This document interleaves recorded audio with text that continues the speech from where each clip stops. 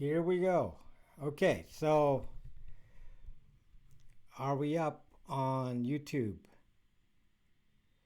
My signal's not steady, so a little bit iffy here tonight. I can see it's like going up and down, sometimes disconnecting. Hello, Termina Yusef Olvis. Great goal. Welcome on Periscope and welcome on YouTube. So yeah, the signal is it's kind of shaky. It's like yeah, it's going from zero to to full blast. So hello, Mr. Jones, Himanshu, Lenny PR, and who do we have? Randy. Hello, Randy. S. Monroe. Welcome, guys. It's not the steadiest signal right now. It's not a steady signal. And not sure exactly why.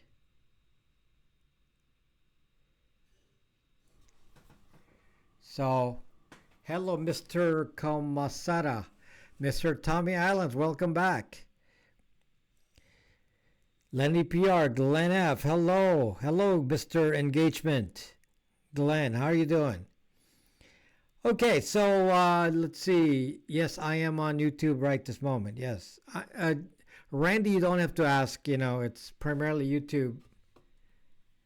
And then secondarily on some other platform. Joe Na. Mark Gamble, hello. Welcome, guys. So, what utility are you using to check the signal? Utility? I don't have to have a utility. It's called OBS. OBS tells me what the signal's like. OBS tells me if it's sending a stream and it's dropping. So it's good right this moment, but it's been like up and down. And I know there's not a lot of people using the internet right now, and yet it's very, very unsteady. So hello, Richie Rich. Aloha, Richie Rich. Hello, Starlight. Going over to YouTube. Yes, good. Do that. Okay, so here we go. The signal just dropped there. So if you're watching in 1080, I don't think Periscope is affected much, but anyone watching at 1080 will probably be affected because I'm sometimes not transmitting at 1080. So sometimes it's dropping down. Never used OBS. Okay. So, well, that's how I'm. Hello, Randy. Okay, Randy is switched over to YouTube. Okay, guys. So let's see how steady we can keep this. And I can tell you right now, the signal is gyrating like crazy here. I'm going from 3,000 kilobits per second all the way to 100. So hello, entire Meyer. So that's about as unsteady as you can get. I mean, that's So let me know if it starts to drag. There. Just stop there for a moment. So it's I don't know. This is not going to be a pleasant experience here, guys. So I'm sorry. Don't get mad and hit the unlike button because the signal is not steady. Hopefully the buffer takes care of a little bit of this. Stop it. Yes, I know, Randy. That's what I'm saying. It's on my end. Yeah, so it doesn't matter what platform you're on. It's going to be stop and go because it's my internet. My internet is very unsteady at moments here. Okay, hello, fake name. Hello, Mr. Matrix Lions. Okay, so if you're watching at a higher rate, like 1080, then you'll be more affected than those watching at a lower rate. So those watching at 1080 will be more affected. If you're watching at 360p, then you probably won't even care. So those watching at 1080 will see drops until the steadies up here, and I don't know what's going on.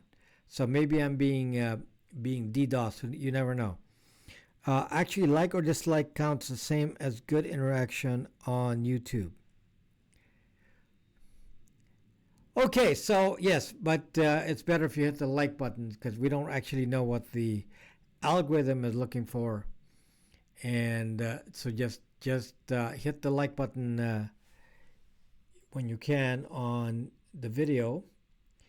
And I see there's 30 some of you here, and some of you have hit the like, and many of you have not hit the like because maybe you dislike. So hopefully you're gonna like. Okay, guys. So before we start, I want to just do a plug here because I want to plug the Brax router, which is probably one of the most popular products I've ever made, and it's doing very very well, and maybe you'll see why people are interested in this product. This basically allows you to set up a network on your house that is pure VPN. So you don't have to do anything on your computer. You put the VPN either on the router itself, which is this. This is the router. So this gets the VPN, and then you just connect to it, and any device is always on the VPN. Your kids, your family, your wives, your husbands, your friends, your visitors. They just connect to the Wi-Fi, and then they're automatically on the VPN. Now the new version of this handles wired. So this one, Pi 4 with gigabit routing, you have to put a little dongle in here, cheap little dongle you add on. This turns into a gigabit router.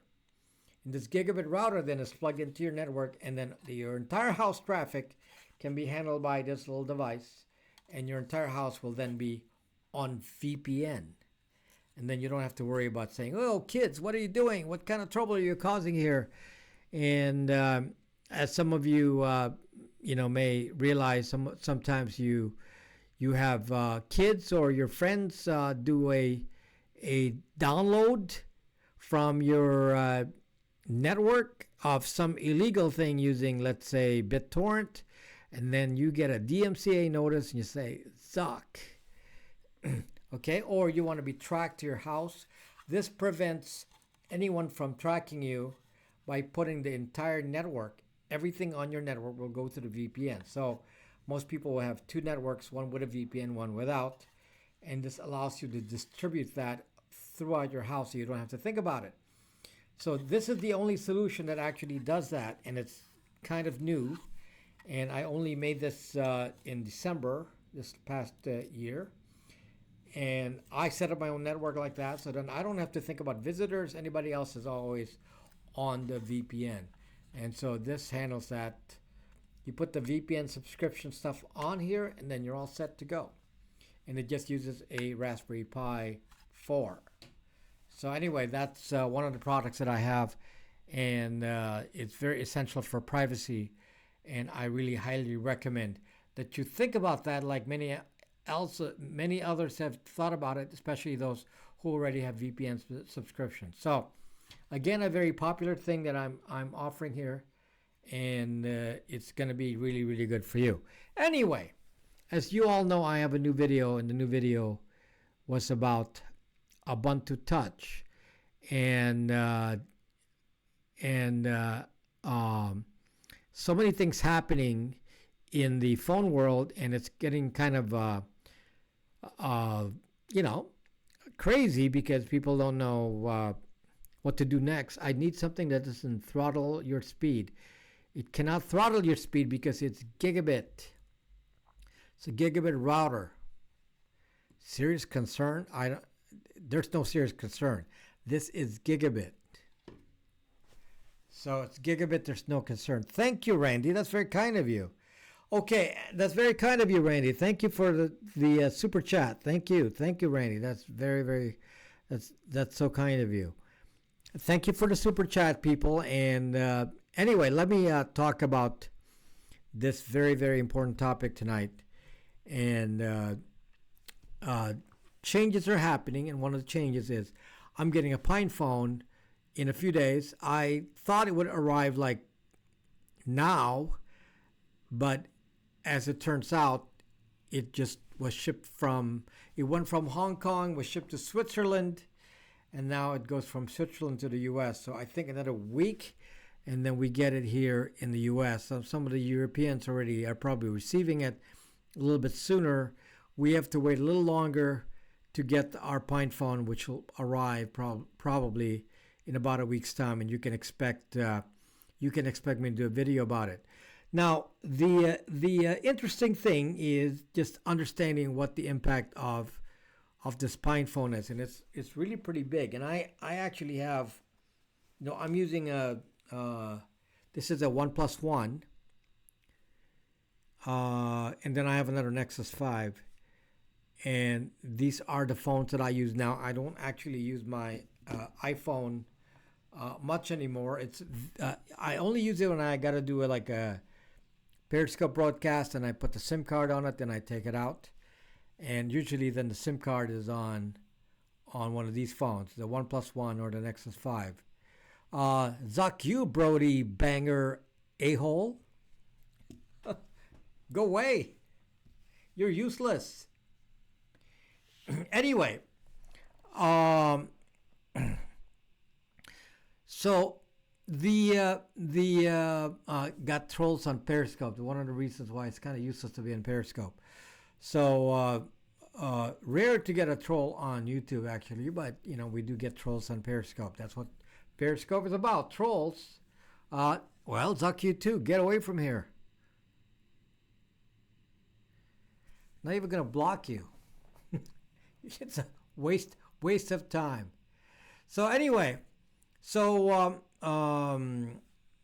many websites kicking back VPN, odd ISP treating you and your account as a cybersecurity threat like any financial services website. Don't care about that either. I mean, let's talk about the majority rather than the minority. I use a VPN for everything. My use of a non-VPN is maybe 1%. So, 99% of my activity is on a VPN. So, I don't have any problems. So, hello guys hello Vendy, welcome guys on Periscope. Yeah, guys on Periscope. Just I left Periscope for a month, and I'm showing up on Periscope once a week. But if I get too many trolls, then I can easily just say "Zuck you," because I don't get any benefit from Periscope. I do Periscope because my friends are in Periscope, not because of any a-hole trolls on there. It's a waste of time. So Big Greek God, come on, man, go to YouTube. So anyway, back to what I'm talking about. So I'm gonna get a PinePhone shortly, and the PinePhone will change a lot of things. Think Pearson, test 1, 2, 3. Yes, you're tested. The PinePhone is gonna change a lot of things, and it's actually quite exciting. And I'm already thinking about applications I can put on the PinePhone that I never thought about before. One of the things that I found interesting was if this were a PinePhone. Actually, it's about the size of a PinePhone. This phone here, this is a OnePlus One, but a PinePhone is about the same size. On the PinePhone, I can actually load my own. It's Linux, so I can load my own software on here, and one of the projects that I have is I can actually put in a VPN router on the phone, so then I have an LTE router. It's gonna be fun to have a LTE router portable like this. So if I'm like in a hotel, and I can just set this as a hotspot, and it's a VPN, it's a router. I don't have to do anything on any devices, and it's going to be fantastic. So this is kind of the benefit of some of the things you can do in a PinePhone, because it's going to be basically Linux with LTE. Okay. Can you use Google Play Store? I don't have Google Play Store on this. No, I do not use Google Play Store. One of the things you do is, instead of using Google Play Store, is you find apps with APK files and you install them manually, and you instead install an OS on your phone that has no Google on it. So this is an example. This actually is not running Ubuntu Touch. My other phone is. This one is not. This one is running Lineage OS. Okay, this is running Lineage OS. Does not have any Google anything on it. So what happens when your phone doesn't have Google? Well, let's just say it has Google. Let's say this is Android, or even if it's Lineage OS and you put Google Store in it. What happens? The first thing that happens to your phone is that you actually identify yourself, because the first thing you do is log in with your Google ID, your Google account. Am I looking at the chat on Periscope? Only if I feel like it. Hinkley Drought. I'm mostly looking at the chat on YouTube. Sorry about that, Hinkley Drought, but that's just the way it is. Anyway, this is running Lineage OS with no Google Play, no Google apps. And I have a few Google things loaded on, actually not Google, but I have, just to show you the kind of stuff that I'm interested in loading on my phone.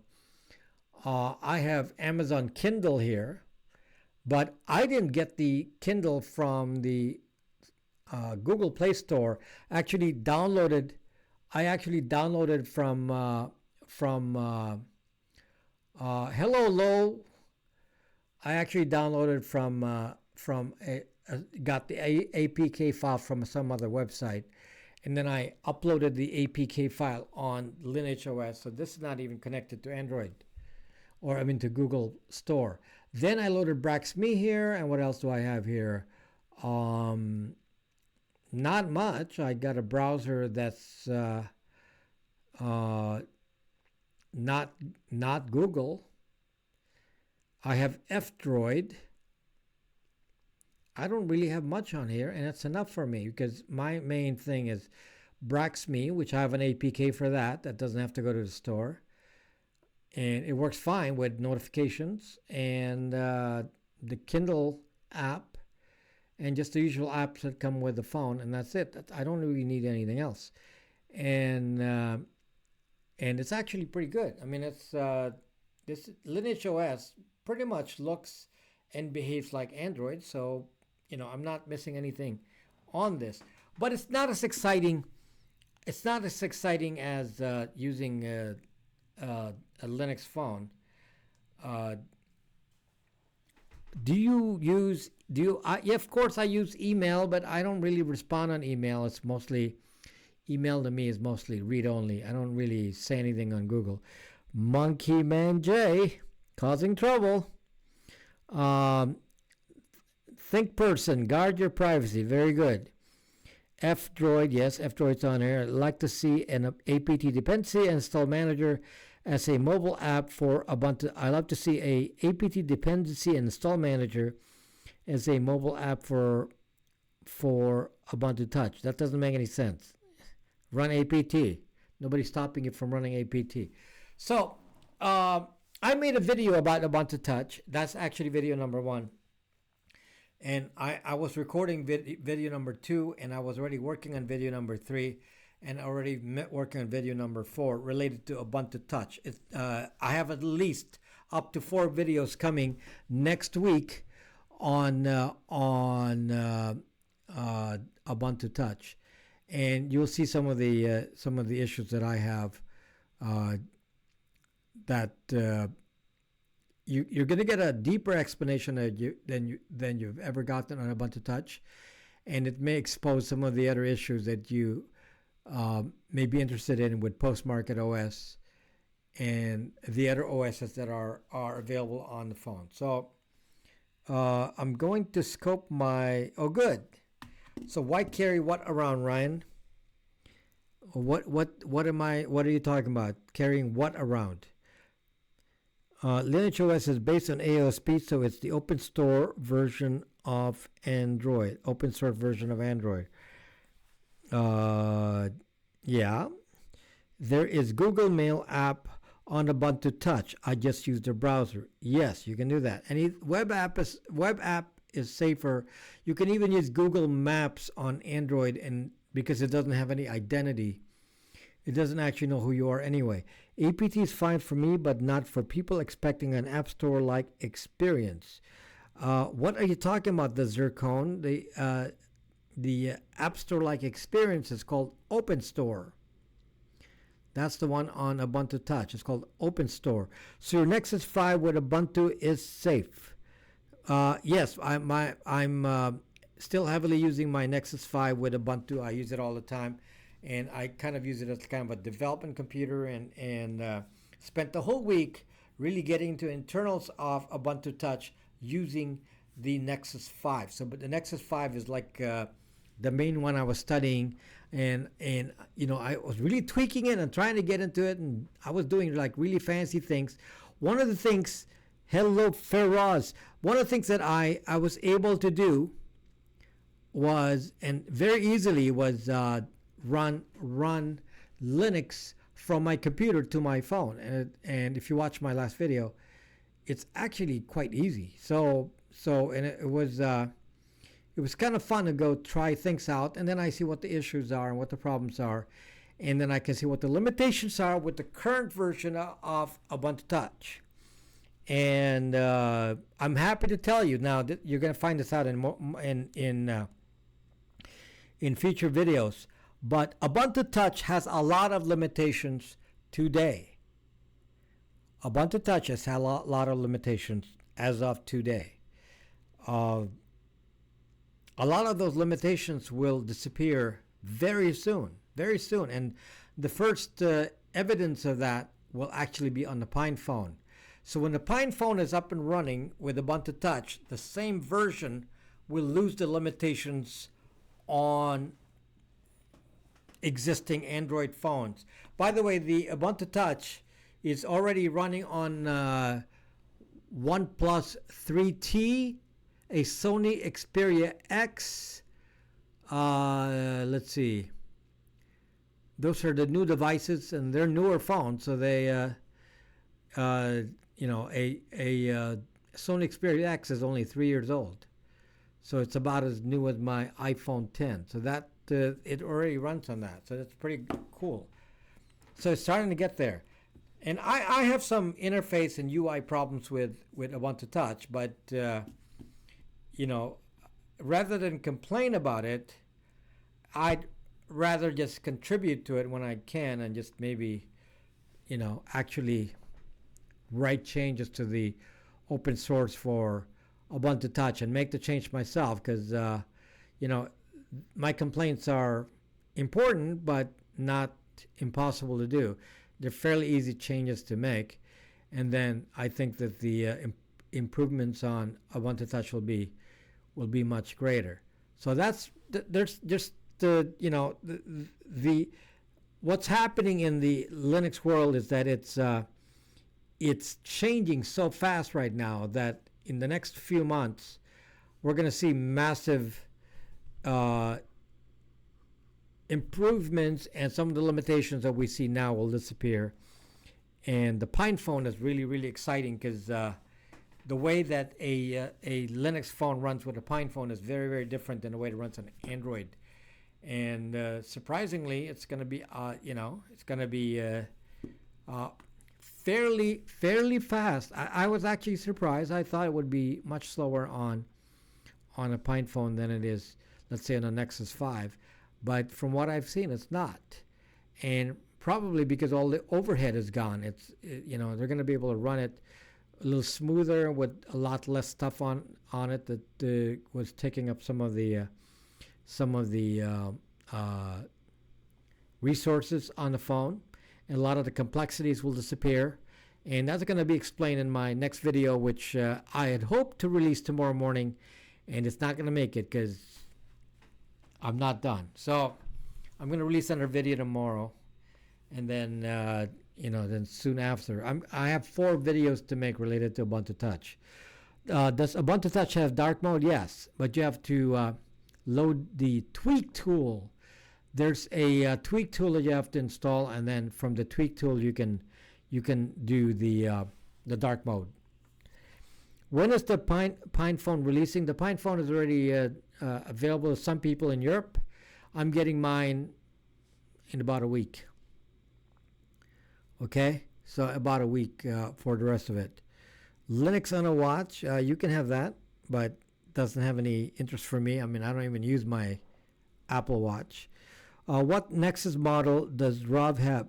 Mr. Matrix Lance, I have a Nexus 5.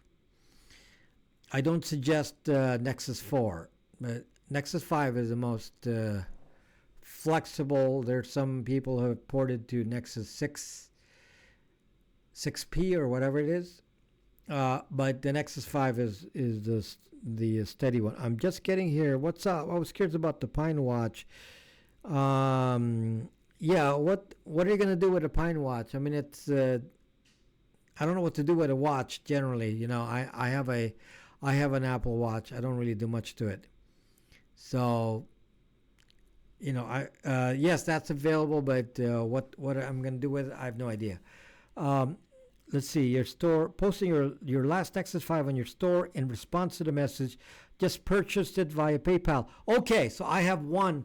Yeah, I only have one Nexus 5 available right now. So if you purchased it, then I don't have any more Nexus 5s at the moment. So I had one. So will Pine phone come with coronavirus pre-installed?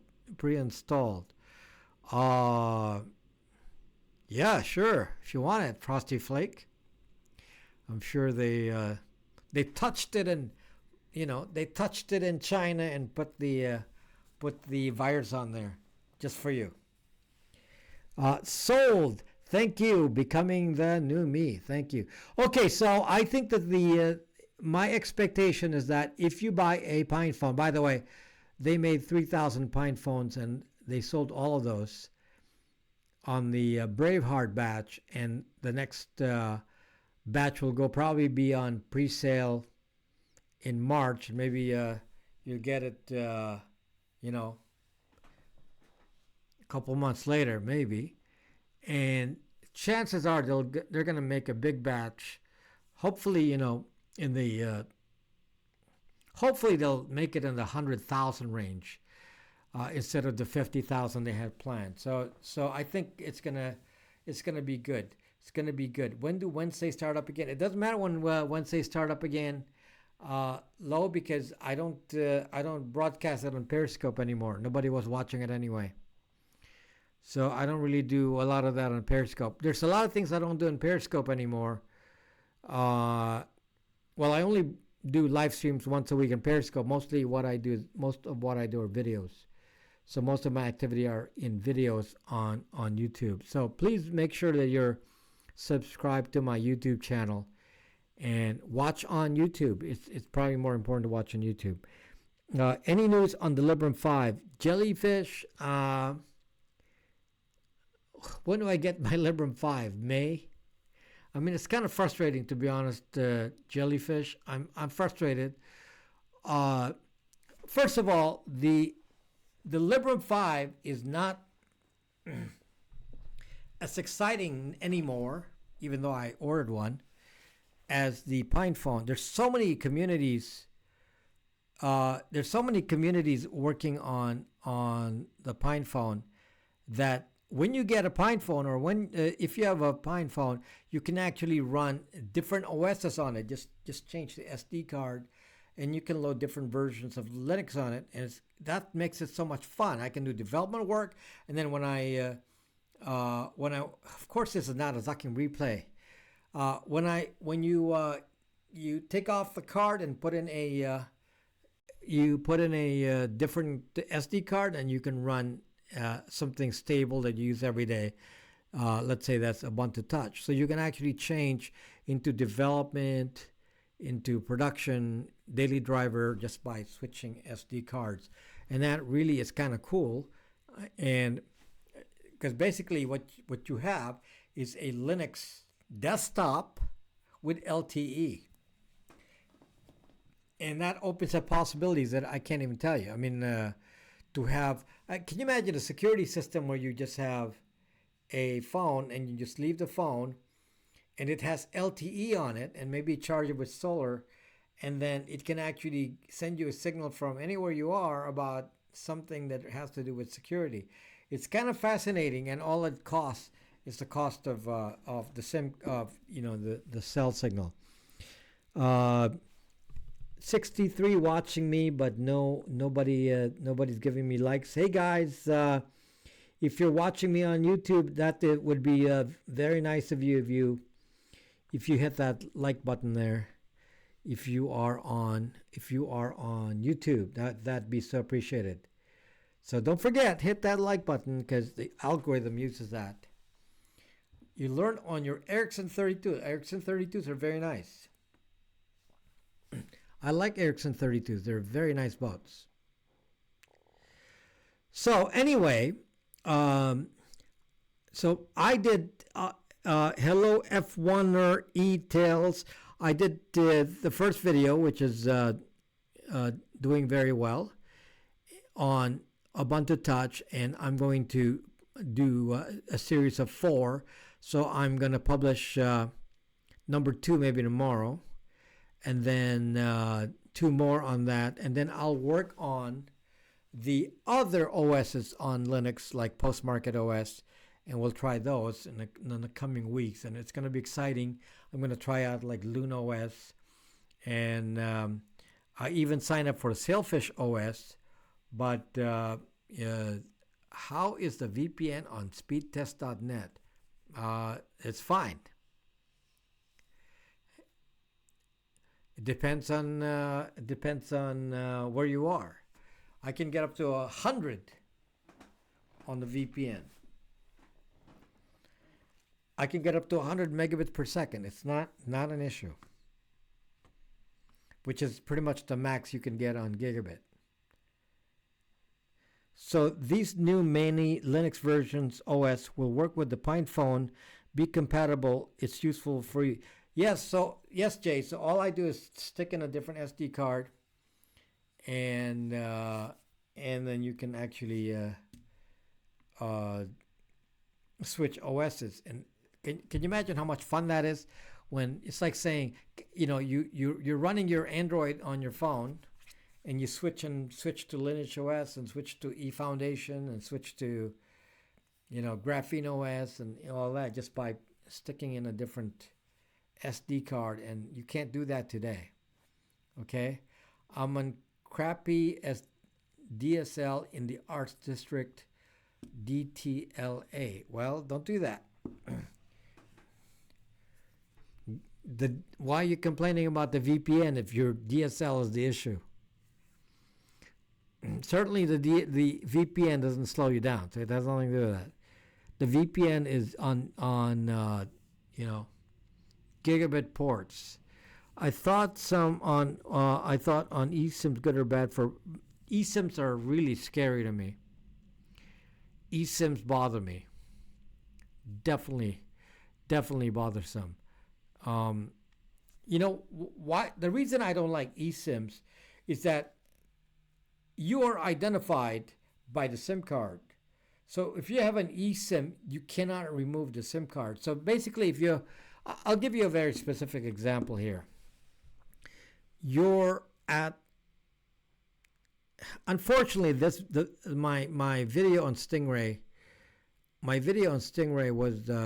was not very popular, and it's very sad because I'm trying to educate people, and people don't really want to be educated except for my existing subscribers.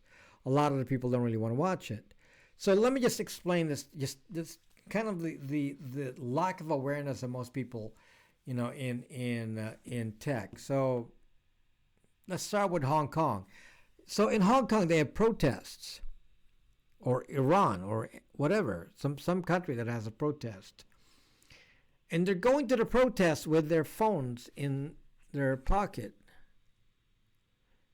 And I was explaining to people how Stingray works.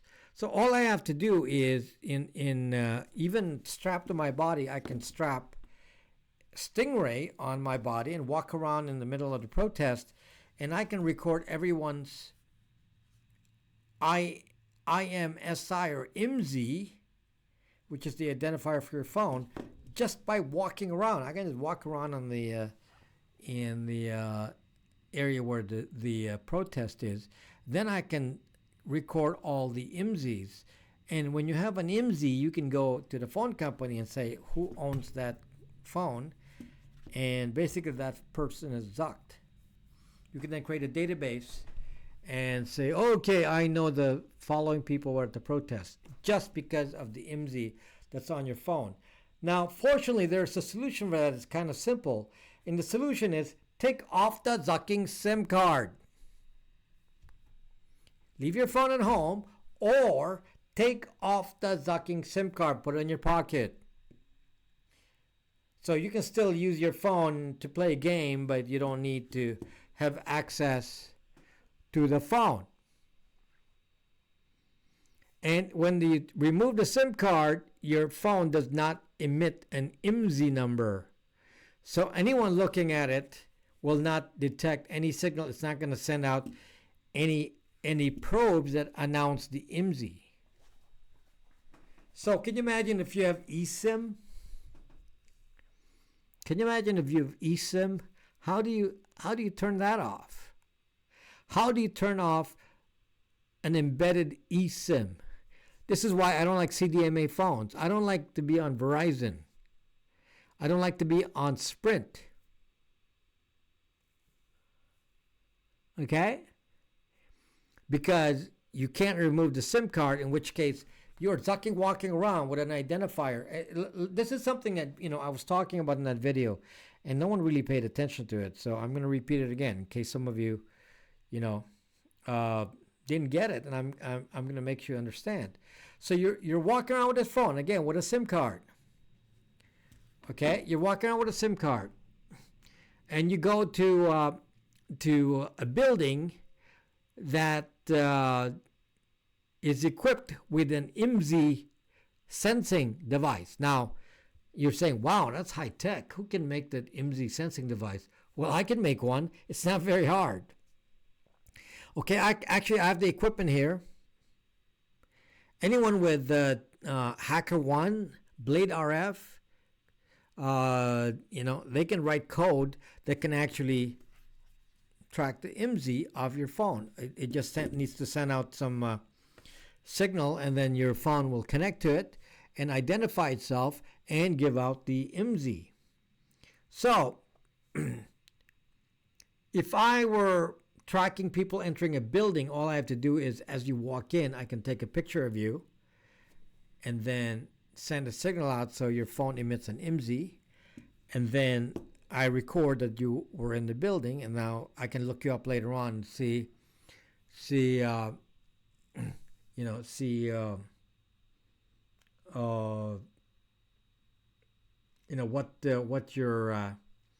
what your identity is. Now, having said this, I don't understand why people don't actually understand that the spying capability of these devices are way beyond already. Okay, it's way beyond. So my way of handling a phone is to always either have a switch, as you can have on a Pine phone. You can switch off the SIM card when you're not using it by switching off the baseband modem. You can do it on a Librem 5 when you get one of those the next few months. And if you don't have that, if you have a regular phone like this and it doesn't have a switch, you just take off the SIM card. I take off the SIM card on this often. I do it all the time. So I'm always like, I have a little thing, pin, I do it. And, I'm in and out, and I'm able to just watch on YouTube, Hinckley Drought. Lol. Yeah, just watch on YouTube. Forget Periscope. So anyway, be aware of that, folks, because this phone is pretty deadly when it's, announcing your IMSI everywhere you go. So any player can actually just check out what the IMSI is. The IMSI, by the way, is identified in the Home Location Register, HLR. There's a database for that worldwide, and you just plug in the IMSI and identifies who the person is. So, Yeah, and any government obviously can go look in the HLR and see who was in the neighborhood just by getting the IMSI. So it's kind of crazy. So it's something that I warn people about, and many of you don't care. So what can I tell you? I can only do so much. I just a side comment on a slightly different note that it's kind of an important topic. What phone is that you're using? This is a well. This one. I'm using two phones currently. White Spirit. This one is running Lineage OS without Google Apps. So this is a custom ROM, Lineage OS, no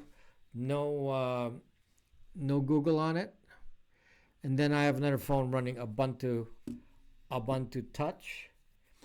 And then my iPhone has no SIM card. I don't put the SIM card on the iPhone. The iPhone doesn't leave my house.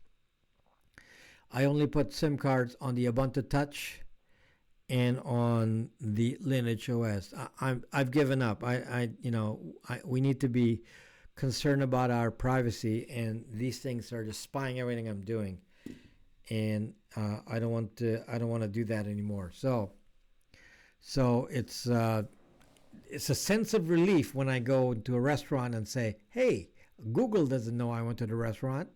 The National Zucking Agency doesn't know well, they probably can tell from credit card unless I pay in cash. They'll probably say the National Zucking Agency doesn't know where I am until there's a credit card transaction. And yes, I am tired of Apple. I am tired of all the spying. I'm tired of Google. I'm tired of everything. So I'm really, really feeling happier knowing that I don't really have to be concerned about any of that. If I can just get everyone in my family to dump an iPhone, and that's a work in progress. Okay, that's a work in progress because it's hard to get people to change habits. Because some, my mother is still, big on her iPad and iPhone, and I don't think I can convince her to just go learn something new. So, there's only so much you can do. I wanted to know the why. Just searched Pine Phone and found your live stream. New cars, tell them where you are. Okay. What think person's like pumping all these messages and I'm losing track here. So be concerned about that, having a way to shut down your phone by taking off the SIM card, putting an OS on there with no tracking. You cannot be tracked much on the phone if you don't have anything Google on it. No, Samsung is not okay. No, why Samsung okay? It's not the phone, Jericho. It's the OS you put on the phone. So the only safe OS is not Google and it's not iOS. So I've stopped using that, and that makes me a lot happier now that I don't have to worry about trying to retrieve my records from some party that's not going to give it back. The thing about the internet, guys, it's one way. You give data to the internet, and the internet doesn't allow you to take it back. So don't make the mistake of saying, well, I don't really have anything to worry about, because the problem is when the data goes to the internet doesn't say, oh, you changed your mind. The internet is like a blockchain. Everything is, embedded in there permanently. Meet you, no foul weather though. No more Gmail, guys. Actually, Gmail can be useful if you know how to use Gmail. So that's don't write off Gmail. Gmail's great. You know why Gmail's great? Pseudo anonymity. If you're gonna make fake accounts, Gmail is perfect. By the way,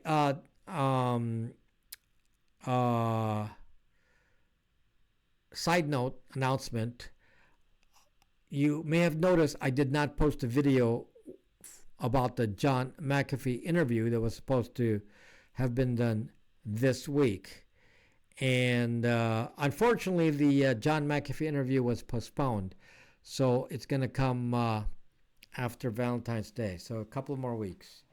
Okay, so a couple of weeks, and I'll have the McAfee interview. So yeah, the scheduling issue, and it got postponed. So it's still on. It just got moved to a couple of weeks from now. Okay, so the John McAfee interview is still in the works, and that will happen. I did notice, Mr. Jones did notice. Love to add +2 Gmail account. One of the people who was promoting the use of Gmail was John McAfee. So, in some uses, like in his use, he was able to find, better security using Gmail. So, everyone has something to worry about. If not, then worry about your friends. You could be putting them at risk. It's always a good enough reason to look for one. I mean, no Gmail for your people that change their OS system. Now, I don't understand that, Mr. Matrix Land. This is the only concerning the attack vectors to the baseband modem of mobile phones, but then there's all the internet data attack vectors by manufactured social media. Your sound went super low. No, my sound is not super low, but I was just reading comments in here, trying to see what I needed to respond to. Anyway,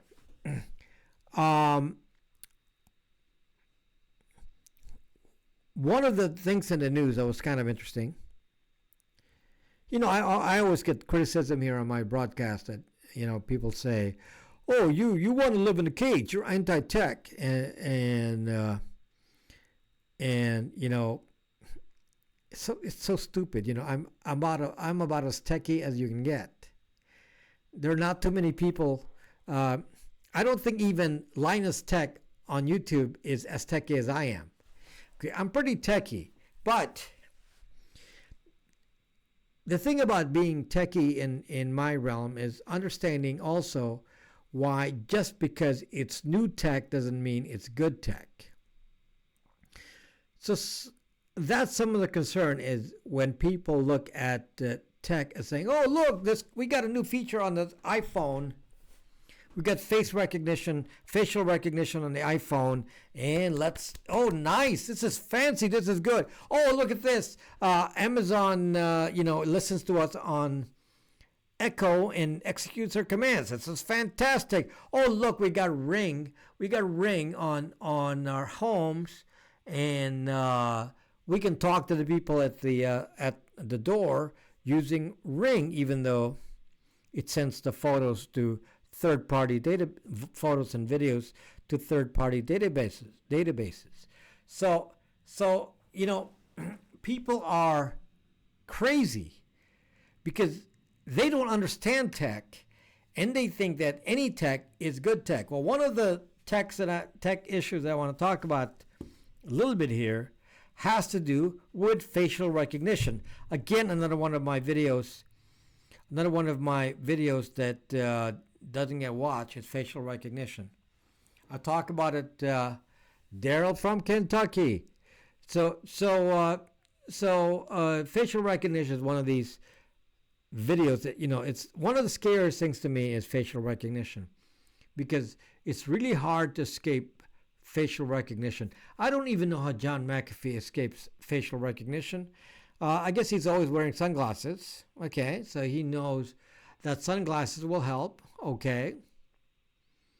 He does have a distinct kind of beard, but many people have the same beard, so I guess, as he showed, he has many clones. A lot of people look like him. And but facial recognition is one of the concerns. The reason facial recognition is a big deal is that you do not need to be on the internet to be tracked with facial recognition.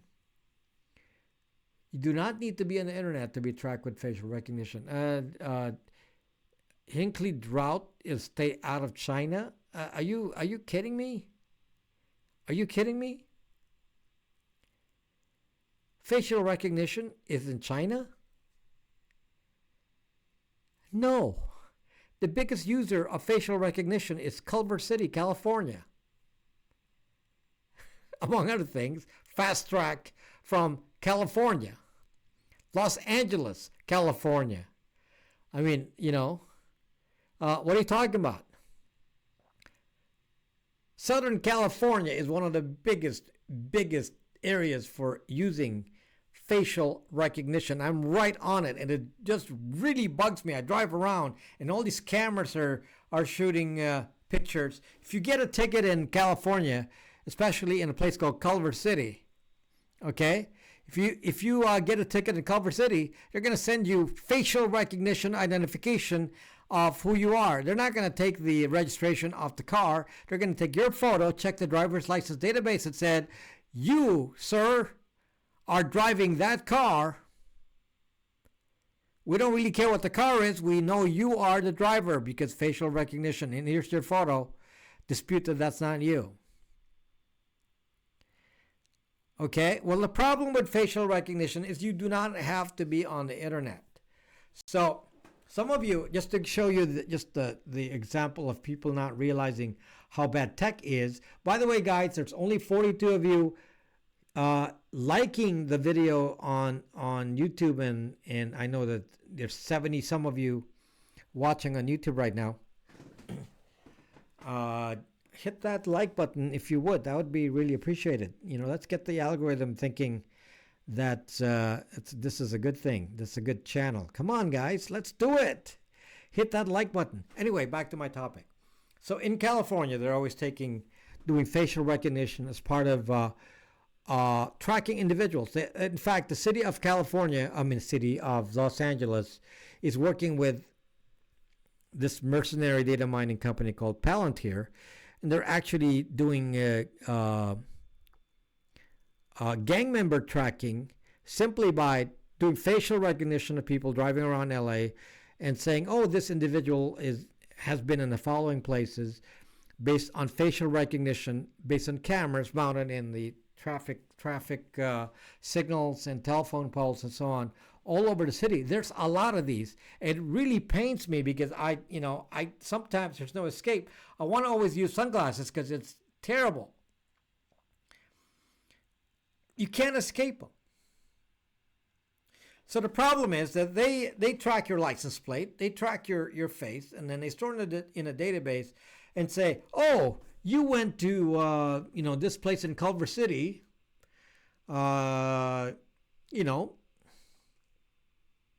went to this market, and we have evidence of it. There's a photo because in Culver City they have it in so many intersections that they actually, you can't escape it. It is on so many intersections. So it's crazy. I almost want to just drive in the dark and put sunglasses on even in the dark because it's just too much. Well, the problem, folks, is that in the near future, you have your Teslas. Yes, it's live, Joe. You have your Teslas. Of course, I'm always live. I mean, I don't broadcast, replays on Periscope. So you're driving these Teslas, and these Teslas have a lot of cameras. Hello, Lars. Lars, my friend, how are you doing? Why are you awake, Lars? Shouldn't you be asleep? So you're surrounded by Teslas, and what is the thing about Teslas that's very interesting? It's not just that it's the Tesla, which obviously is tracking the driver. The Tesla is full of cameras and looking outward. The Tesla has all these cameras, and it's surrounding the vehicle, and a lot of sensors, and that data about what it sees on the road is being sent to, in this case, Tesla HQ. So it's early. Good, Lars. How are you doing, Lars? So anyway, uh, if somebody wants to track any person in the world, all you have to do is take the video from cars. If it's centralized on, a platform like Waymo, Google's gonna put Waymo on every vehicle, soon. And then from Waymo, then it has access to the world just from the car videos. Even if you're walking down the street, your face is going to be captured on video, and then it's going to be stored on the Google database, and they're going to say, oh yeah, we saw Joe at 101 Main Street, and it's on the video. So you don't have to be on the internet. Somebody's tracking you. Well, the good news, guys, is someone actually realized this, and this is the nice change. And this is when somebody actually says, "Wow, we never really thought about tech, and we didn't really think about the dangers of tech." So now, the Google guy, what's his name? One of the Google guys now said, hey, let's put a moratorium on the use of facial recognition. Facebook just settled with Chicago, just one place, in a lawsuit to the tune of $500 million just to Chicago for the use of facial recognition. So someone now is realizing that facial recognition has a specific danger because facial recognition is not tied to choice. You don't have a choice about when facial recognition is used. You don't get a choice. Somebody takes a photo of you, does facial recognition. Somebody at Disneyland is taking a picture nearby, puts a photo on Facebook and says, oh, Rob was at Disneyland on this date, and there's a location on the photo from the Facebook thing, and you're zucked. So a lot of the young people say, well, what do you care? That's not important. That's not a big deal. And you're like, so many idiots in the world, people who don't understand tech and what you can do with tech. And just because it's tech doesn't mean it's a good thing. So someone has a database entry from whatever Facebook took, and then it then gets shared on other social media, and it gets stored into a database on companies like Palantir. And they have a database with facial recognition, and that says, oh, Rob was at Disneyland on May 1 at this exact time. And then they have all these incidents of people being in 5 million different places, and they saw it at the restaurant in the security camera. They saw somebody drive at this intersection, and so on and so forth. You can actually be tracked just by facial recognition alone, and you cannot take that back. Once the information's out there, you can't say, no, I wasn't there.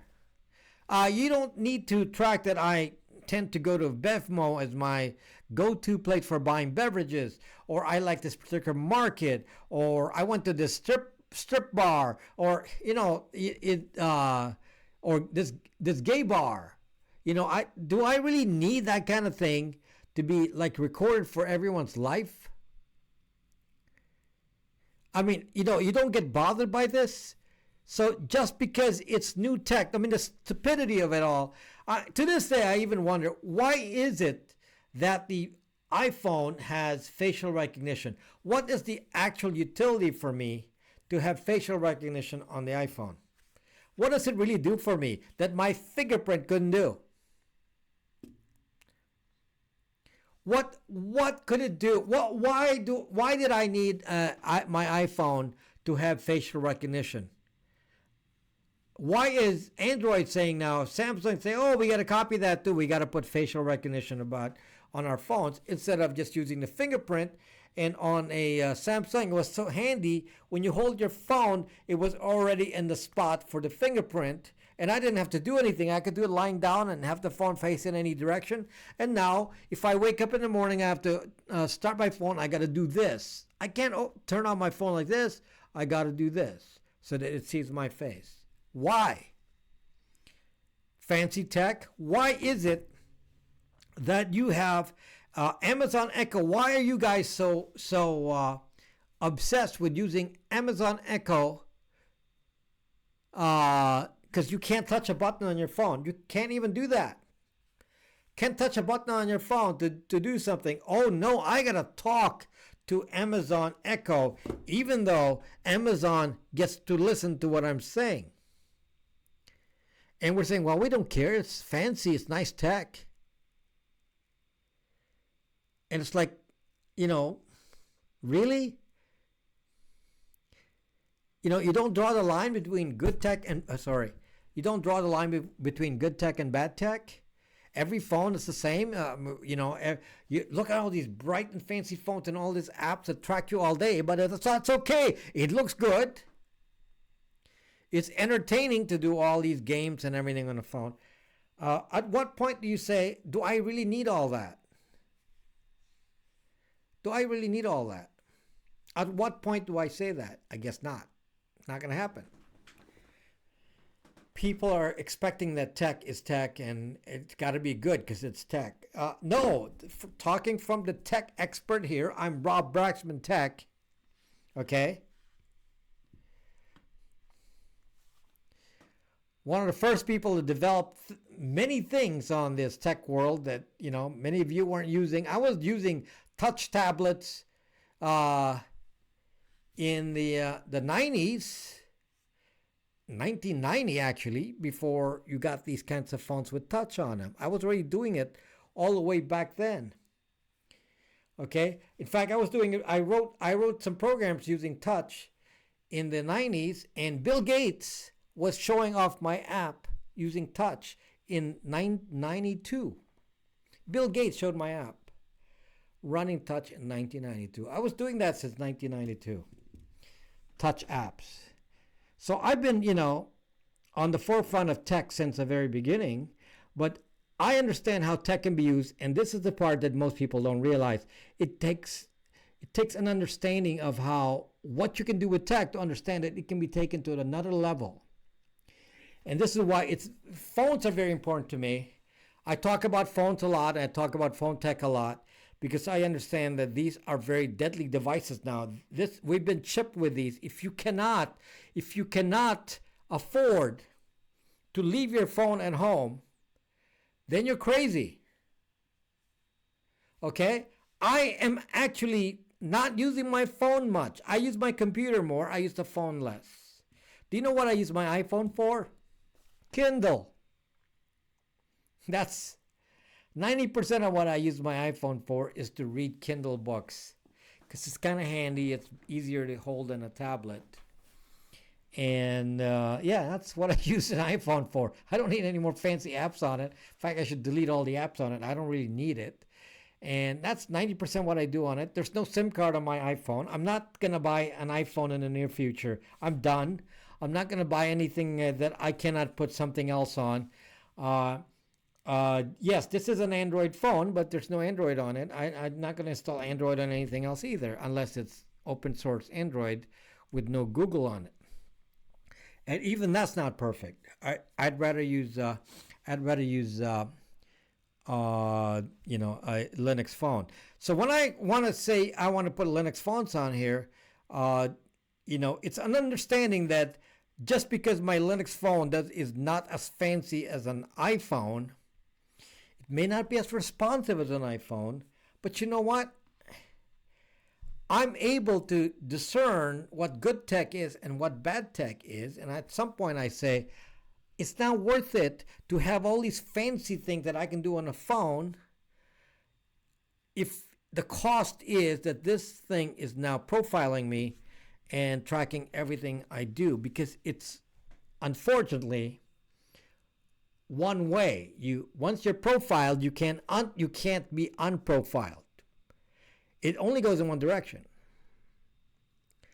So when you go to Facebook and say, tell them your life's problems and how you're so depressed, and because you split up with your girlfriend and named them by name, and you're feeling like committing suicide and things like that, and you put that on fucking Facebook, and my reaction to you is, you might as well commit suicide because you're so stupid.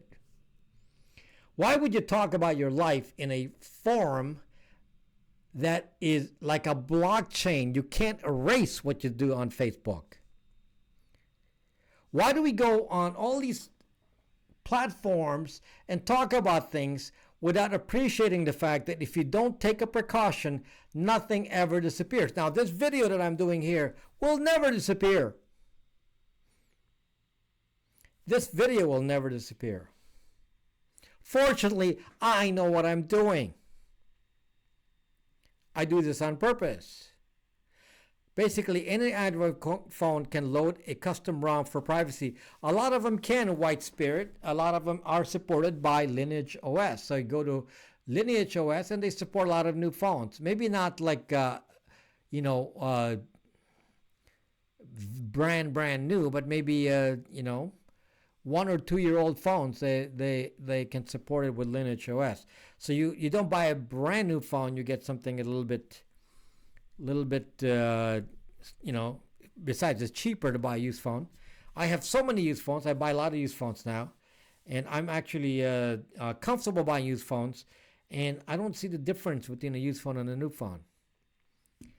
Okay, I don't, I don't know why I need a new phone. They are listening and using your cam as well. Well, I have tape on my cam. So, by the way, for those of you watching on YouTube, please consider hitting that like button.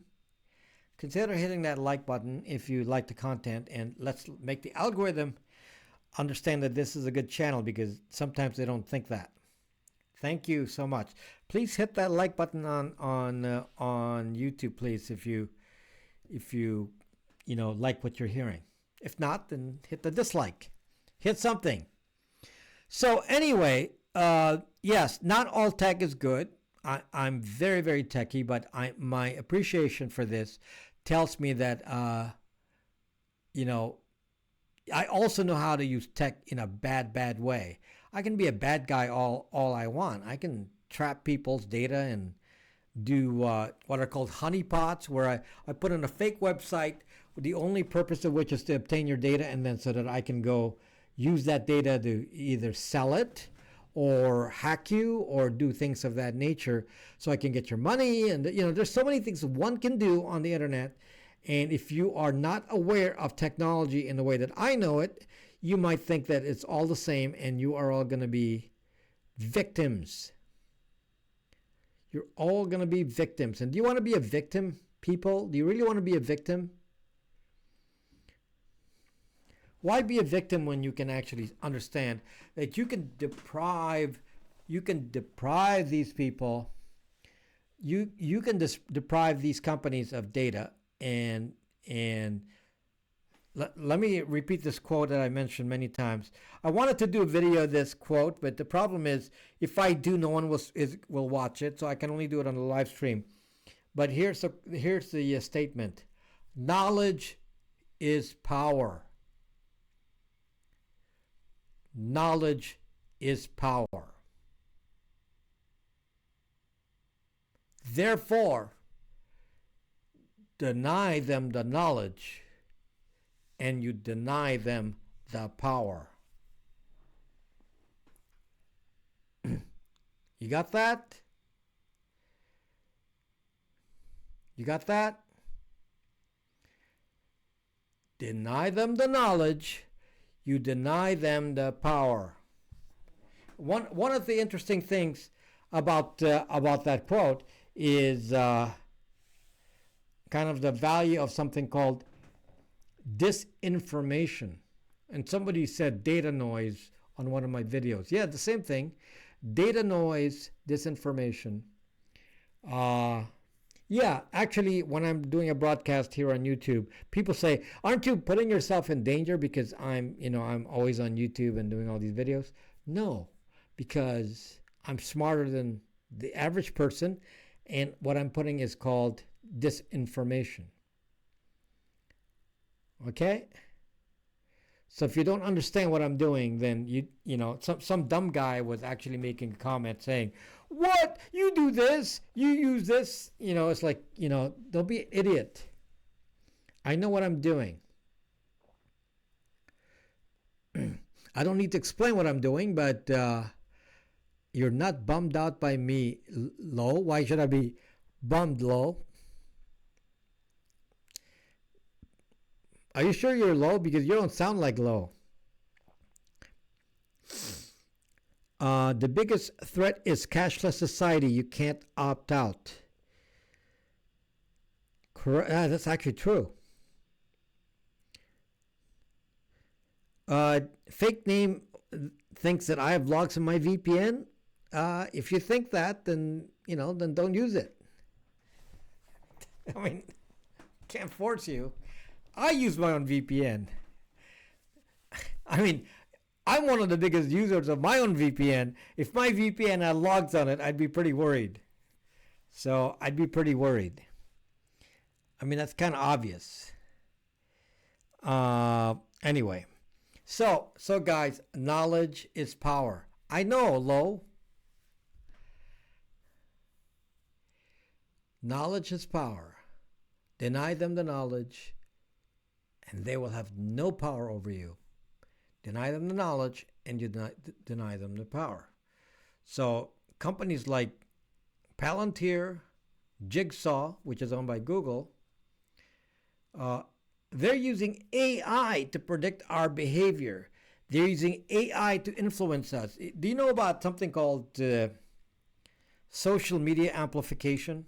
I'll introduce you to a new term just so you understand. Social media amplification. Okay, what is social media amplification? Fake zucking news.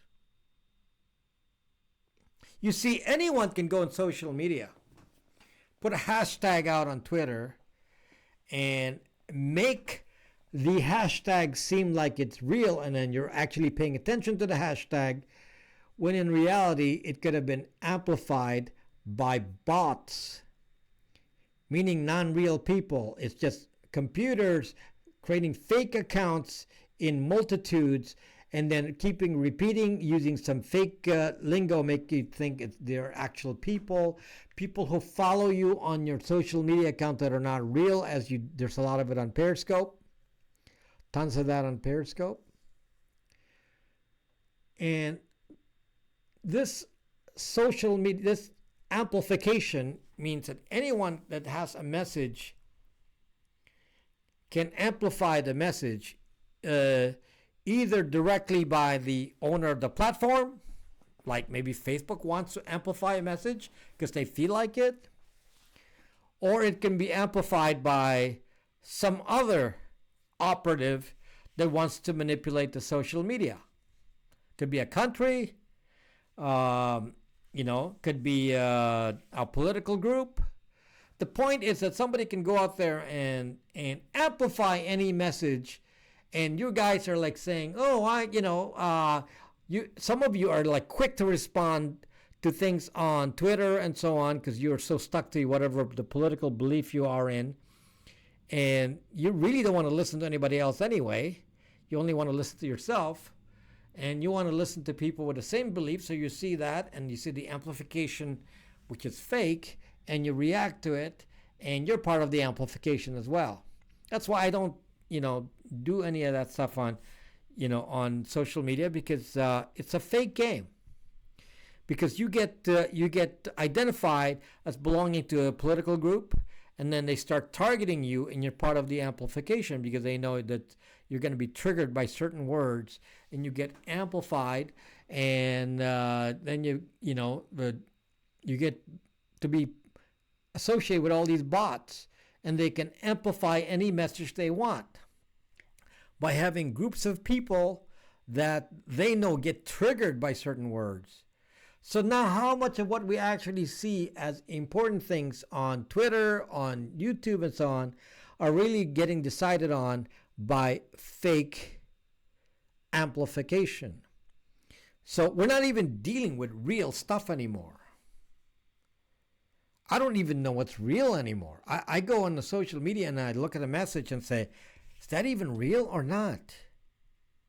And we're not even talking about, I'm not talking about mainstream media and, whether they're fake news or that kind of fake news. I'm not even talking about that. I'm talking about real fakes. Real fakes of social media with bots and so on. And this is part of our society now. And we actually just don't understand how technology has gone into the world where that's being driven by AI. A lot of these messages are controlled by AI, artificial intelligence. How much of that is controlled by companies like Palantir and Jigsaw? Did you know that Jigsaw, the Google company, started to alter messages to Muslims, and their approach was, we need to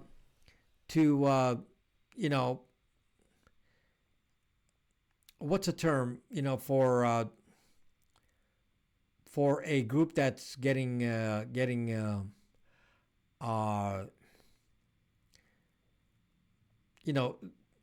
like terrorists and so on, where they get I can't remember the term right now, but where you're trying to capture like a young set of kids who want to, you want to turn them into terrorists. So you target them and target their message, and you basically target the message for them so that they get excited, and you make statements that get them triggered, and then they start to join your cause and become your army. And so they were trying to say, okay, we'll stop that by altering the messages on the internet. So when a kid who wants to research things related to, let's say, ISIS, then instead of getting ISIS on their search results, they get something else, and they get less aggressive kind of stuff on their search list, and they get to see things that are, they actually see less of ISIS and see more of some less violent, less militaristic kind of stuff on their search on Google.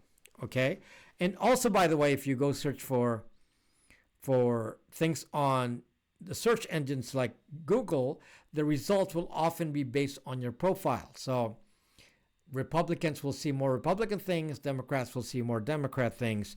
Rich people tend to see different things than poor people see on their search. Okay, that's why I turn off all of that on search, because then I don't get the true message. So anyway, the point is that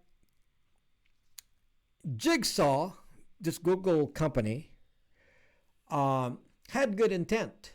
They said, well, we want to, alter the ideas that are reaching the youth of, Muslims around the world. So we want to alter what they see on the internet. So when they do a search, they don't see all that. So they actually tried this in London, in the UK, using GCHQ, the intelligence agency of the equivalent of the National Security Agency in the UK. So they actually went on the internet and tried this out, and Snowden revealed this, and they actually altered what they saw on the internet based on the fact that they were Muslim. Okay, so some of you are saying, hey, that's a good thing. We don't want these young Muslim kids to think about violent things and join ISIS. So this is a very good thing that we're altering what they see on the internet. And that's an example of somebody thinking in kind of a narrow frame of mind, not understanding exactly what they're saying. The problem, folks, if they can do it to any subset of a group, that means they can do it to anyone. It doesn't matter what the group is. You don't even have to be Muslim. You can be anything, and someone somewhere can alter you and say, oh, you're gay, so we'll send you, we'll try to make you non-gay. As you know, that's something that they were doing back in the past. So Now that we've determined you're gay, we're going to tell you how being gay is wrong, and maybe you'll feel guilty about that, and maybe you won't be gay anymore. That's actually the belief of many in the past. So, so if you believe X politically, then we're going to go change your opinion to do this. If you believe that nuclear power is bad, then we'll change what you see to make sure that you think nuclear power is good. If you think that eating meat is bad, we'll change it so you think eating meat is good, and on and on. It doesn't matter what the topic is, but the point is, depending on how how it produces a benefit to the person that's passing the message, then it affects you. And obviously, if you don't understand this by now, that almost everything is dollar-based, money-based. The reason they want to pass messages of a certain sort is because they make money by telling you to do something else. For example, let's say I want to propagate war. Why would I want to propagate war? Well, let's say that I'm trying to push us to see that Iran is evil power with all the ayatollahs in there, and we should go blow up Iran. Let's say that's the message. Well, who benefits from that? Well, obviously, the military-industrial complex benefits from war. So if they wanted to push that message, they would. The point is, it can be done. Can be done. It doesn't even matter what the message is. Doesn't matter what the message is. If there's some benefit to someone, and typically it's a financial benefit, if somebody will benefit from it financially, they can alter the message, and you guys that have a profile on the internet, you're the target. Not me. I don't have much of a profile on the internet. Go search me on social media and you'll just find my videos and what I talk about here. You don't see me with any commentary on social media other than what I want to say. I don't say anything accidentally on social media. I don't say anything accidentally on the internet. Everything I put on the internet is done on purpose. Do you do that? Do you guys do that? Are you advanced enough to do what I'm doing, where everything that I put out on the internet has a specific message and it's planned out and I never waver from it? You do understand that some of you will try to talk to me on email and I don't respond. Some of you will talk to me on Twitter and I don't respond.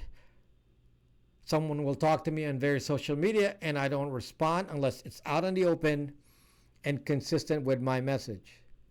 And the reason is I myself am fashioning my own data release to always fit into what I want to say, and it's not going to be dictated by somebody else.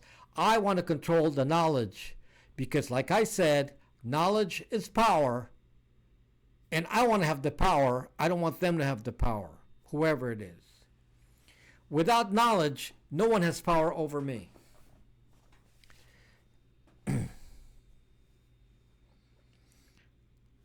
So that's a way to look at tech, and not the simplistic way that some of these kids look at tech, and they say just because it's new tech that I'm supposed to go for it. Why is it today that we think Alexa Echo is the neatest thing since sliced bread, and that we should all have basically a surveillance system in our homes? And we're saying, this is so cool. We built a surveillance system where, more than half of the United States is covered by microphones owned by Amazon. And we say, well, that's pretty cool. How about this? They want to put Ring cameras on your home. They don't tell you. They tell the police, but they don't tell you that they're capturing the data from your Ring camera on your house and sending it to a central database so they can see what's going on in any community using your camera. So that camera is spying on your neighborhood, spying on you. Facial recognition, spying on the activity, and it's pointed at your street. So therefore, anyone that goes in and out, they know. And people are saying, "Ooh, cool tech, cool tech. This is fantastic. We should do this more." I'm a honeypot.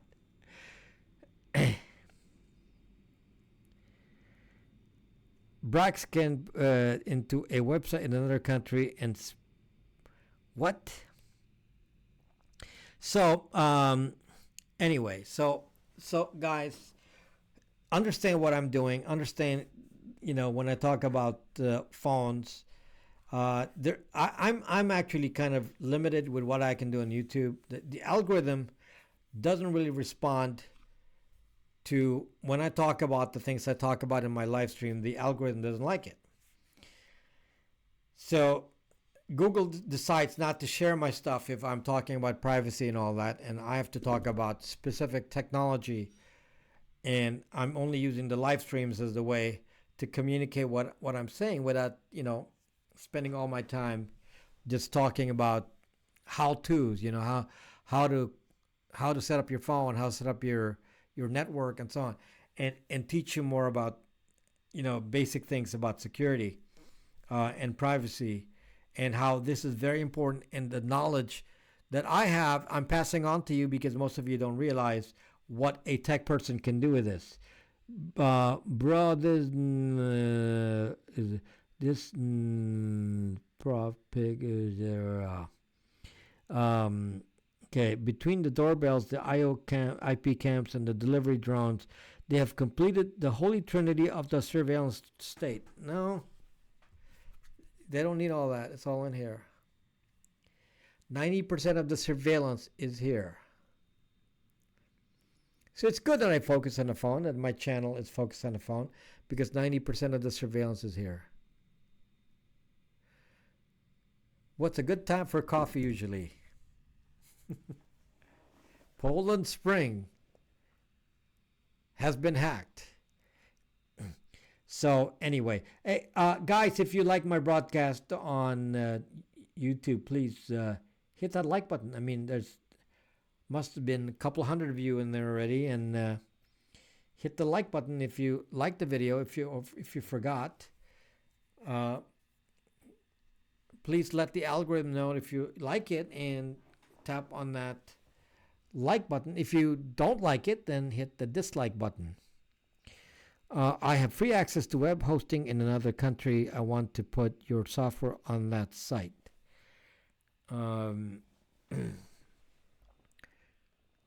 Okay, so anyway, I like how you did that, how you brought it back to the phone smoothly. So anyway,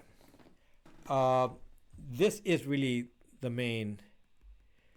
It doesn't matter if I'm sailing soon, Poland Springs. I'm not, but I'd start in May. But it doesn't matter that I'm starting sailing soon, because you're not going to see it since I don't broadcast it anymore. Nobody watches it anyway. What?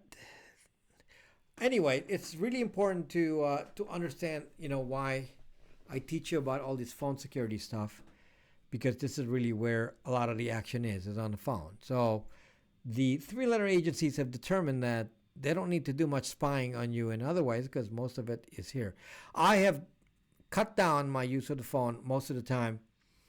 As you know, I carry a Linux phone or a AOSP non-Google app phone like this Linux OS. And that's how I roll now, and I take off the SIM card a lot. I don't use my iPhone anymore. And I feel so much happier that I know that I control the message of what people see about me on the internet. I control the message.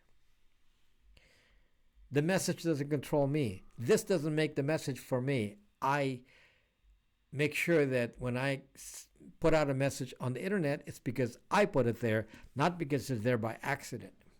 So there are no accidents for me when I do anything. I don't want my location tracked and sold. So fortunately, I found that that's not existing on the internet because I took so many precautions over the years. So you will never find me on the internet saying something that is not consistent with what I've been saying so far, and you will not find things on the internet that I didn't put there. Now, that takes a lot of planning. It's because I'm so techie that I've been aware of this since the internet started, and I've always concerned myself what I put even on things like email. Over the years, I've always known that somebody can read my email, so I am always careful about what goes on and what I put on email. I don't just entrust that to luck. I know that if I go to an office and type an email, the tech people, the IT staff can read the email. I know that as the email traverses the internet, JV Pool. I know that the why are you on Periscope, JV Pool? Go on YouTube. When I forgot what I was saying. Why is YouTube censoring everything?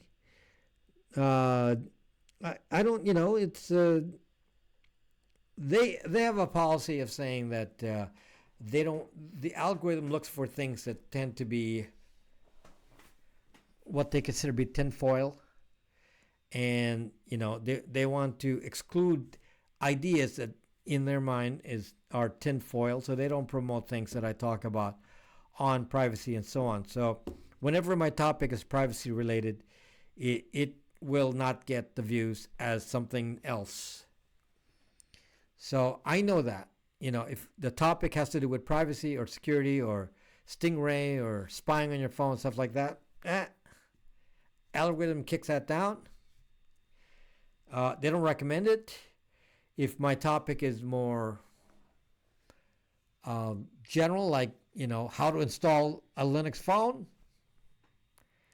that's good. And it's frustrating because I'm making sure that the people who follow me, actually subscribe to me, actually know what this channel is all about. This is not just about me talking Linux, even though I do talk about a lot about Linux and phones here on my channel.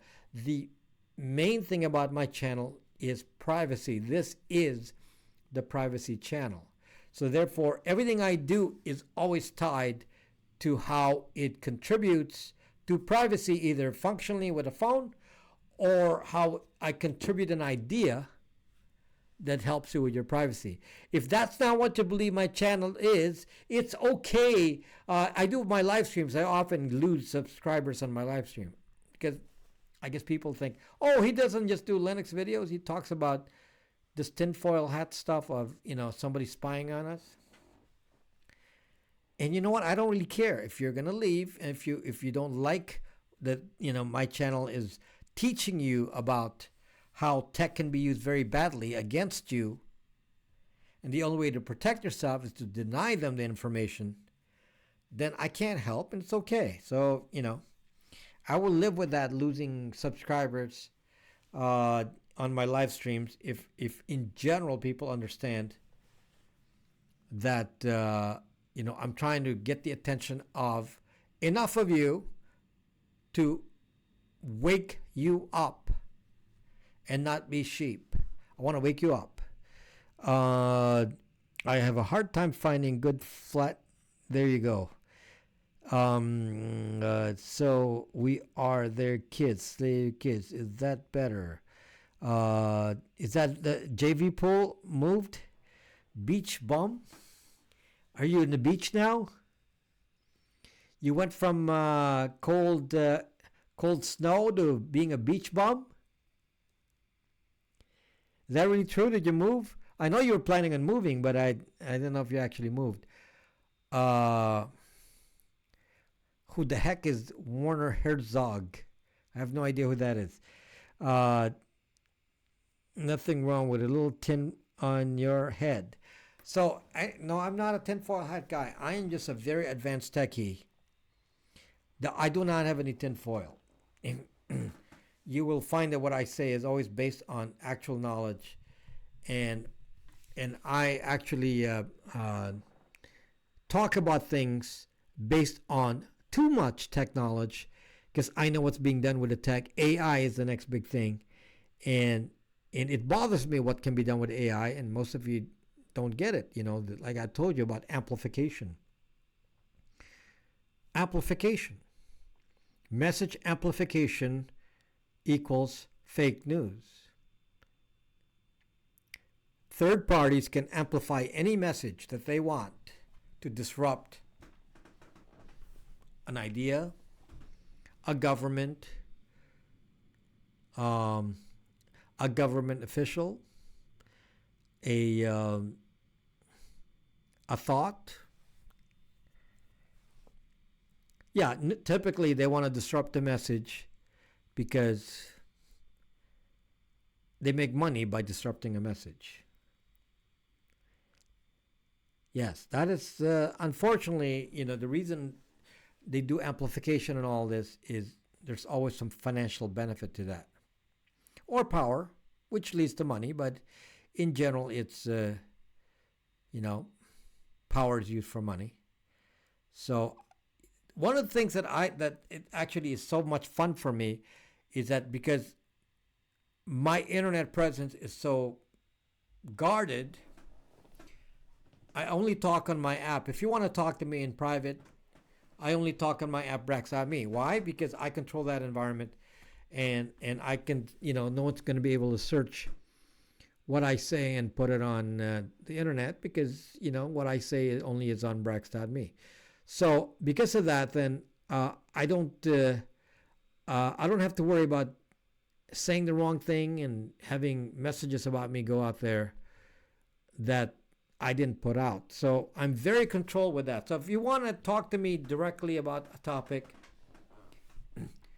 and make sure that I'll give you an honest opinion, you can talk to me on Brax.me. And if you think, well, I don't trust this Brax.me. Well, it's sucking open source. I already gave up my profits on Brax.me by making it an open source platform. So I can't make money on Brax.me anymore. So there it is, open source, and it's a place for us to talk privately and with encryption on it, and it's open source. You can go check it out. You know that it doesn't track you. How much can I get into and still vanish? You cannot vanish anymore. So the only way you can do what you can do on the internet is push out information that you control, kind of having like a press secretary. It's like having a press secretary. So everything you say is always controlled by the press secretary. That's what it is you have to do now on the internet. And people are like, oh, I want to be famous on YouTube. I want to have a channel that makes a lot of money. I want to make make a lot of money on YouTube. So I'm going to have a channel and I'm going to expose my life and put a camera on me and talk about everything about my life and put it on YouTube. Pretty dumb. So I don't do that. Okay, I don't do that. I'm everything I do is very, very organized. Tor even has back doors. I'm not aware what those back doors are, some dude, but if you say so, then believe that. I have a video on if you can get identified on Tor. I am not an Alex Jones. Please don't associate with me with anyone. It's I am what I am, and I don't put out amplified messages here on my channel. I put out only what I know to be technically true.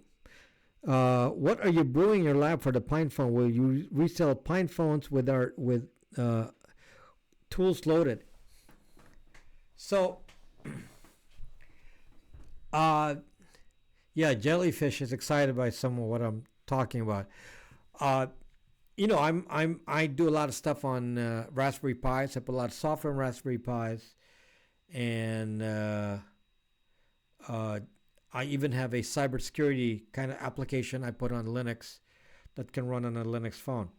So I have that already, and it's even more fun to do more things on the phone. If it's a Linux phone, I can put a lot of programs on there that I will have unrestricted access to that I cannot do on Android or on iOS. So Linux phones will have some added value. Cybersecurity wise, I can put some cybersecurity tools on there. One of the projects I will have will be to use the phone as a VPN, LTE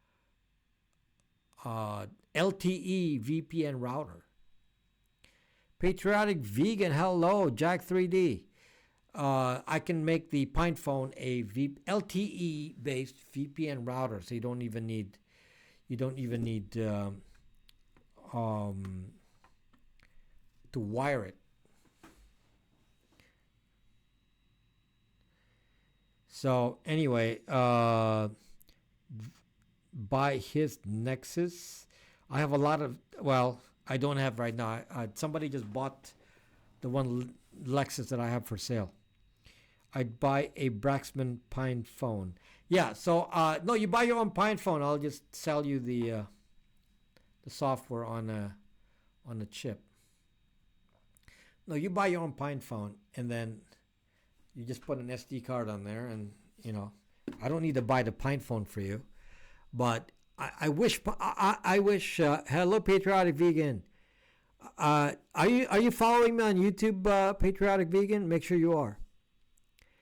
So I'm really excited about what I can do with Linux, because Linux is one of the things that are nice about a Linux phone is that it's Linux just like a desktop, and I can if done properly can do kind of unlimited things on it, and that kind of is exciting about what I can do when I don't have Apple and Google restricting what I can do on a phone. Because obviously they can't stop my cybersecurity app from running. No one's going to get permissions. No one has to give me permissions, and so on. You have an iPhone 11. Poor you.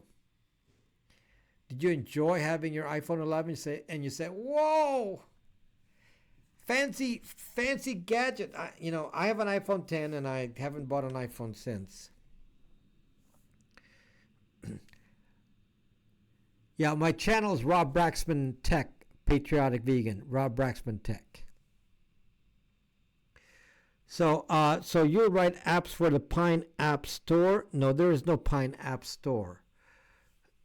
Just it's Linux. Just download it and install it.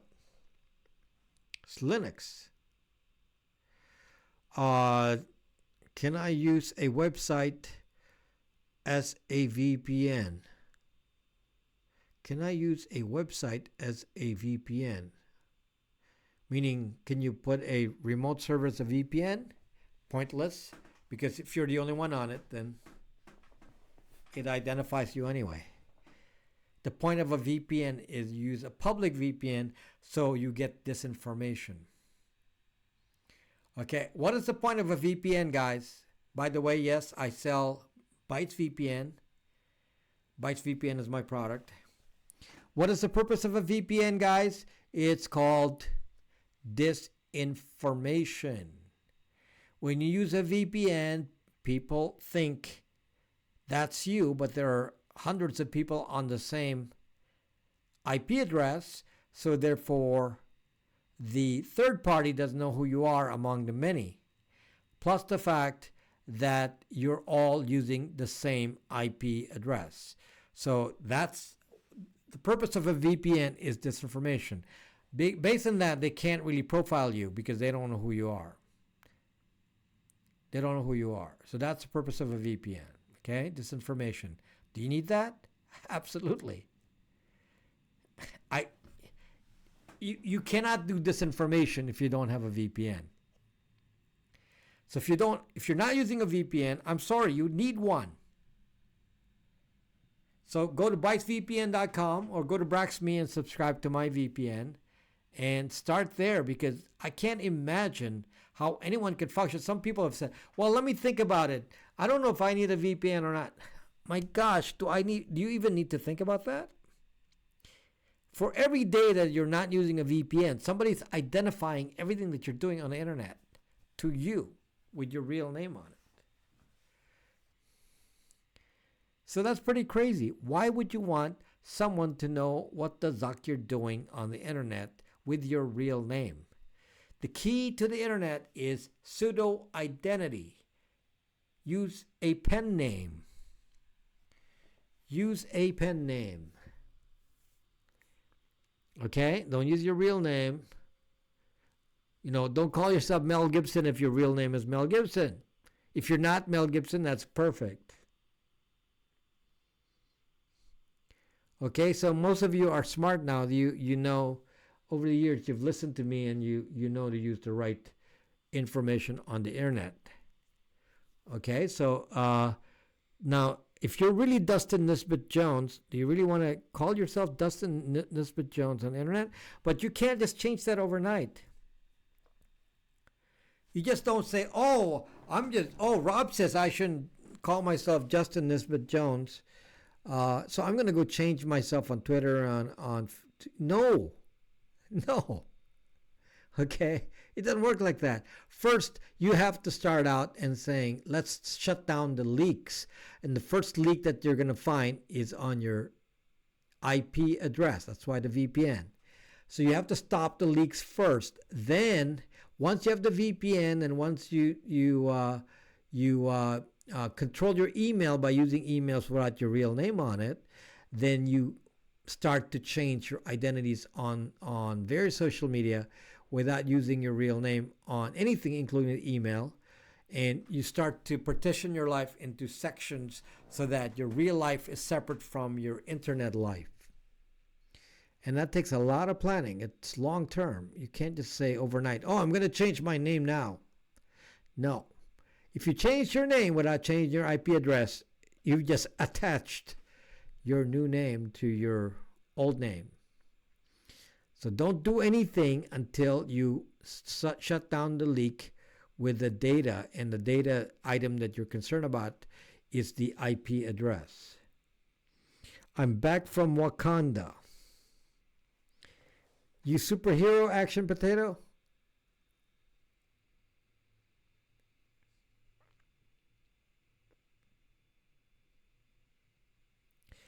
Should we be set up misleading Zuckbook account? No. No, jellyfish. You cannot. Oh my gosh. You think you can escape Zuckbook? No. No, it is so easy to find you. I don't care what name you use on Zuckbook. I'll find you. So easy. So easy. Okay? Because you're identified by your contacts, by your friends, by your activity, by your locations, by browser fingerprinting. All this is being tracked by Zuckbook. The best way to save your identity is to leave zucking Zuckbook. By the way, that's one of the videos that YouTube always does not promote for me. If I talk about Zuck, nobody watches the video. The algorithm says, we're not going to have you say bad things about zucking Zuckbook. So I can't title a video anything. Look at my videos that have Zuck on it. Nobody watches them because they're invisible to the people who follow me. It's not seen. The algorithm makes sure you don't see it. Do you have a guide on how to become footprintless? Yes. Watch my videos. I have so many of them. You have to watch. Don't make a move yet. First, you get a VPN. Then you watch the videos. Start there. There's like so many videos. So many. It will take a lot of learning to guide you because, It's not something you can do overnight. You really have to think about it. You have to think about it. Again, look at me. If people want to talk to me, I say, talk to me on Brax.me. Why? Because it's encrypted and it doesn't show up on the internet, cannot be searched. Okay, so that's that alone is, I don't talk to people on email. I don't talk to people on barely on texting. Barely on any. I don't even answer a lot of calls. So yeah, so I'm just how do I get one from you and how much? Go to Braxme and get it from there. I have never watched all of them. Is that a good thing? Is ZocBook safe? Hell no. I just said that. There is no way to make ZocBook safe. No way. Take off their ZocBook account. Think person, number one thing. Go to a VPN router so that you don't have to teach anyone to go on a VPN. The router will take care of it. This is one. This is one of the reasons that I do a VPN router, because since my entire internet is on a VPN, I don't have to tell people go use a VPN. They don't have to think about it. The VPN router handles it. This is can be set up as a wired router.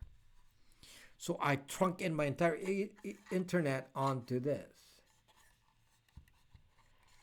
gigabit router. Just plug in the entire internet, send it to this device, which I sell on rob.brax.me, and then I'm all set. I don't need any more. I don't need to say anything. Everyone's automatically protected, and then I got to work on the next thing, okay, which is get rid of everyone's Facebook account. Then you change everyone's identity so they don't use their real name on the internet, and or if you have to because you have a job, then you use two identities and you never mix them up. Should I buy it? This? Absolutely. This is one of the most popular products I have because people realize what I'm saying. If your entire house is on a VPN, you do not have to instruct anyone in your house on how to be safer. You don't have to do anything because they're automatically on a VPN just from your internet being VPN'd. Okay, so that's why it's a nice little tool. Is there anything I can use on an Android phone? Yeah, you can use you can use Bytes VPN on a single phone. But the thing is, when your phone is asleep, the VPN turns off. So it's not perfect. This is still the easiest way because you can never shut it down. It's always running. It doesn't go to sleep. But yes, you can put VPN on the phone. You just need the VPN service and then load the software on each device you want to put the VPN on. Okay, it's Braxbook safe. I don't force you to go anywhere. If you don't want to go to Brax, don't go to Brax. I don't really care. How do you hook it up to your DSL? You plug it in. Ethernet port. Ethernet port.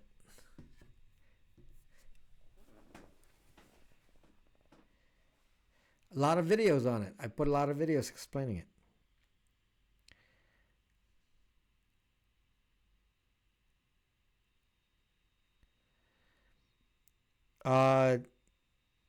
Okay. You're in trouble there, Matt Zaiti. Yep, that's kind of a problem when you lose access to it before you're ready. But if you already deleted all your posts, then you're actually good because then it doesn't leak. Yes, Facebook doesn't actually delete anything, but at least it can't spread something that you've deleted because they say so in the data policy.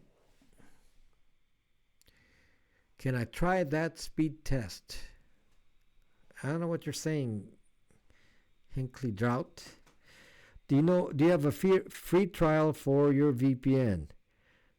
Do I need to? I mean, it's so cheap anyway that you're like, do I really need to worry about that? I mean, it's just a VPN. It's not like, it's $89 a year. And you're like, do I need a free trial? It's like, come on, it's $89 a year. And almost everyone here on that, many of you are on it. Many of you are here on it. Any chance of including the Wi-Fi to VPN hotspot feature on the back router in the future? Uh, no jellyfish. It's not practical. You might as well use LTE. No, LTE is better than that. I already had that feature, jellyfish. It's not easy to use. So why would you do that versus just loading the VPN on your computer? It takes much less time than. What is the point of doing that? Just put the VPN on your computer.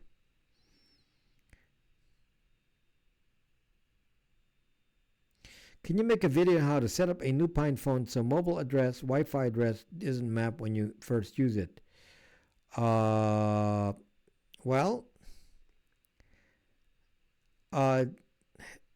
that's too general, Martin. First, get a VPN router so that your internet is VPN'd. Then, when you do anything, you're already going to the VPN as is, and you don't have to think about the device. Don't worry about doing anything to the device. Do something to your network. That's a different approach that I'm suggesting, folks. Rather than worry about VPNs on devices, worry about putting a VPN on your house. That's what this is about. Making your house a VPN internet connection. Rather than worrying about this device, that device, and all that. That's too much work. Okay? And that's why it's better to think like this. Then you don't have to think about it. No one in your house has to think about the VPN. The device handles it. So yes, thank you, Heidi. Yeah, many people are on my VPN, so especially on my channel. Okay.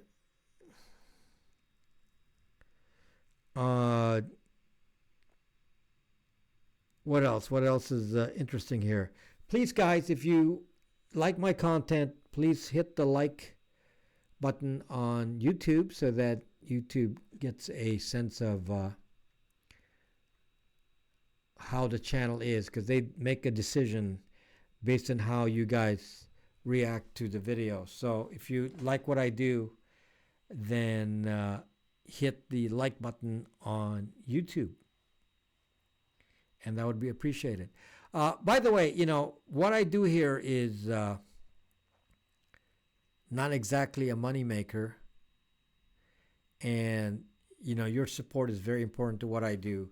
So I have a Patreon account, Patreon channel, and it's on the video description. And please think about supporting this channel in various ways. Either you buy products, or you can contribute to Patreon, or there's other ways like Super Chat and Super Hearts on Periscope. But probably the best way is to just buy the products, because then it benefits you directly. And they're good deals, so they're very, very positive for you. So that's probably the best. But anything to support the channel is helpful, because I'm this is obviously a lot of work. I do this full time. I don't do anything else. And I made a decision to go doing this full time without any guarantee that I'm going to make any income out of it. And so it's kind of a tough way of doing this. My channel is not that big yet. So, maybe when my channel is bigger, maybe 10 times bigger, when I reach 100,000 subs, then I'll say, okay, then, I can actually make a living from doing this. At the moment, it's not like that. So it's very, very difficult for me to spend all my time giving you information for free. So support to the channel is very appreciated. How much is the Brax router? The Brax router is you can buy your own Raspberry Pi if you want, and then it's $99 for the software. Or it's $159 with the Raspberry Pi.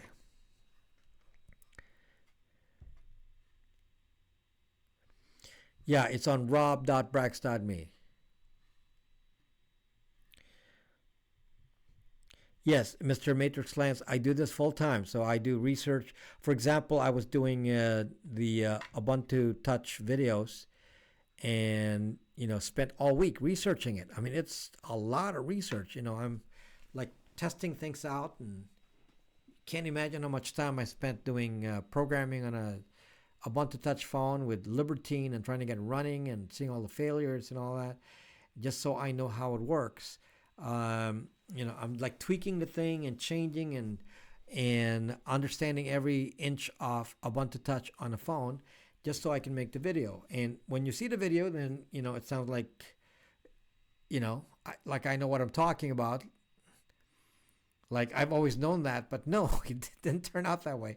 I actually had to spend a lot of time researching that, and basically the whole week. So it's like a full-time job, 40 hours of research just to come up with a video. Very difficult. So I can't know everything, so I got to research it.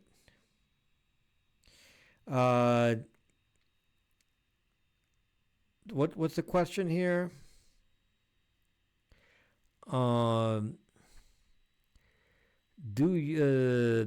can trash him here if he rips you off? Can't do that with Netgear router. Yes, fortunately you can. If any of you are unhappy, then you'll find out quickly because I'm here all the time, and you can tell everyone his products are crappy. But as you know, I have good products and very, very happy customers. And Patriotic Vegan, go to Periscope, and yes, I did, but not during my YouTube broadcasts. So nobody was watching when I was playing music on Periscope last Tuesday. Or a week ago, I had a gig and it was on Periscope, and nobody watched that too. So, indeed, an Ubuntu Touch file system mounts and bindings are bizarre to say the least. Galvano, when you that will be explained more soon. And let me just make the statement about Ubuntu Touch. There are things about Ubuntu Touch very, very difficult to do today. And I'll try to explain what some of these are, and you'll find out, things like Libertine and Mir and all these incompatibilities, read-only, and all this stuff. Mir is really probably the biggest one. I am happy to say that this is all changing. So if you have been discounting Ubuntu Touch because you think, well, this is not the version of Linux for me, wait. They have a plan of action that's actually very good. I'm telling you right now that a year from now, you're not going to find too many limitations with Ubuntu Touch. It's a year from now, we're going to look back and say, yep, this works. So I'm happy to support Ubuntu Touch. It doesn't do everything I want it to do right this moment because of my more advanced needs, and some of you too. Some of you like Linux. But I'm telling you right now that they're moving in the right direction. They're very good people. They are very good people on UB ports. I'm very proud of them. Some of these guys are very young and very skilled, and they're going to do the right thing. They have some very big difficulties ahead of them in the past because the program Ubuntu Touch was originally made by Canonical, and Canonical made some decisions about how it's going to be, and you can't just reverse that overnight. But changes are being made that will make it right. So I wouldn't worry about it. It's going to work. In fact, it will be working right sooner rather than later. This is not at the end of the year. I'm talking in a few months. We'll be in good shape here. A few months. Maybe by summer, we already have some major benefits to it. I'm going to play with it a lot when I get my Pine phone. I'm going to play with Ubuntu Touch a lot when I get my Pine phone. A lot. So I'm looking forward to all that, and I'll show you what I play with once I do it. Then you'll start to appreciate that. So if you are thinking about an Ubuntu Touch phone, actually think about it. Still get a Nexus 5 and put in a Ubuntu Touch on it. It's a good idea, and it's just going to get better. So I will still continue to use that even if I have a Pine phone. I will continue to use a Nexus 5.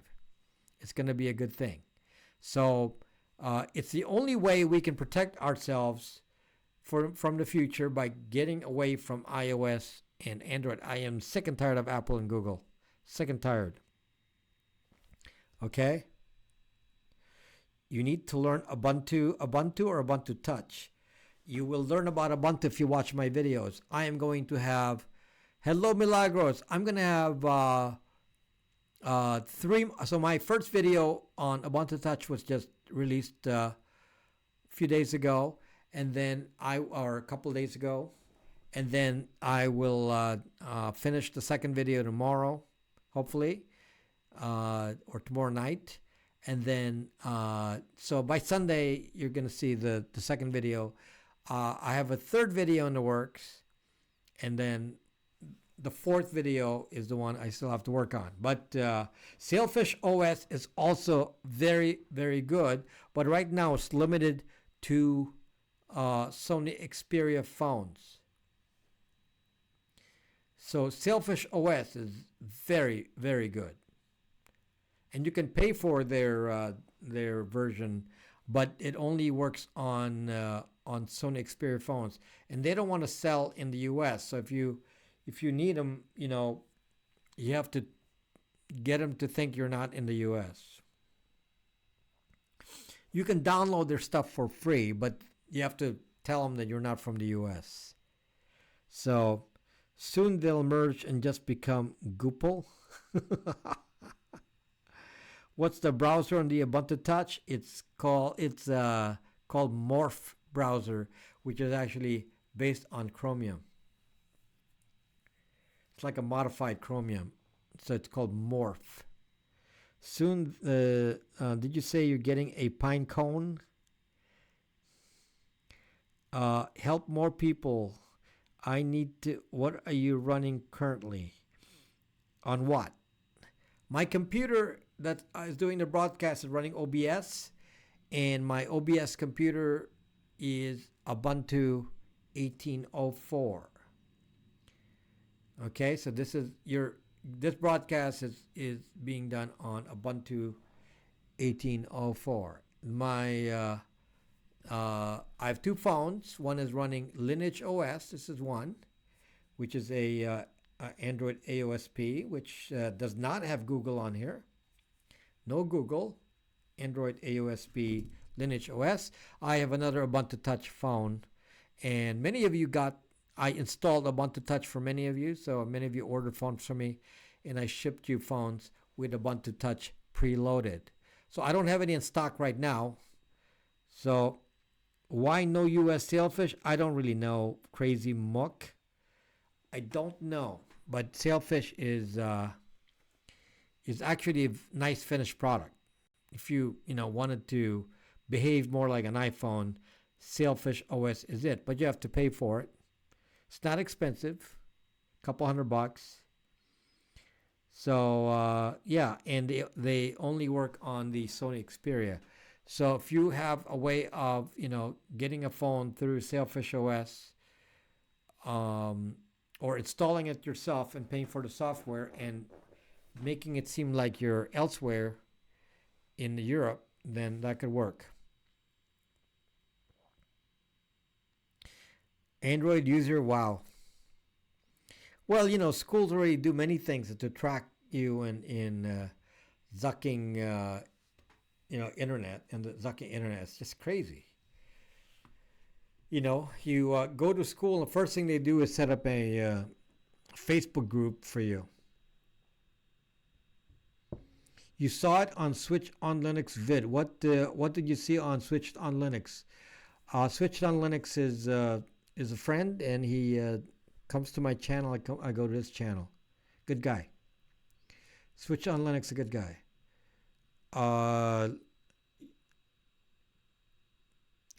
Yeah. So Switch on Linux is interested in privacy too, which is amazing. I find that a lot of the Linux channels, they're really they talk Linux, but they're talk like me. They're into privacy. It's amazing. So, which is probably why we all get along. So I like all the Linux guys.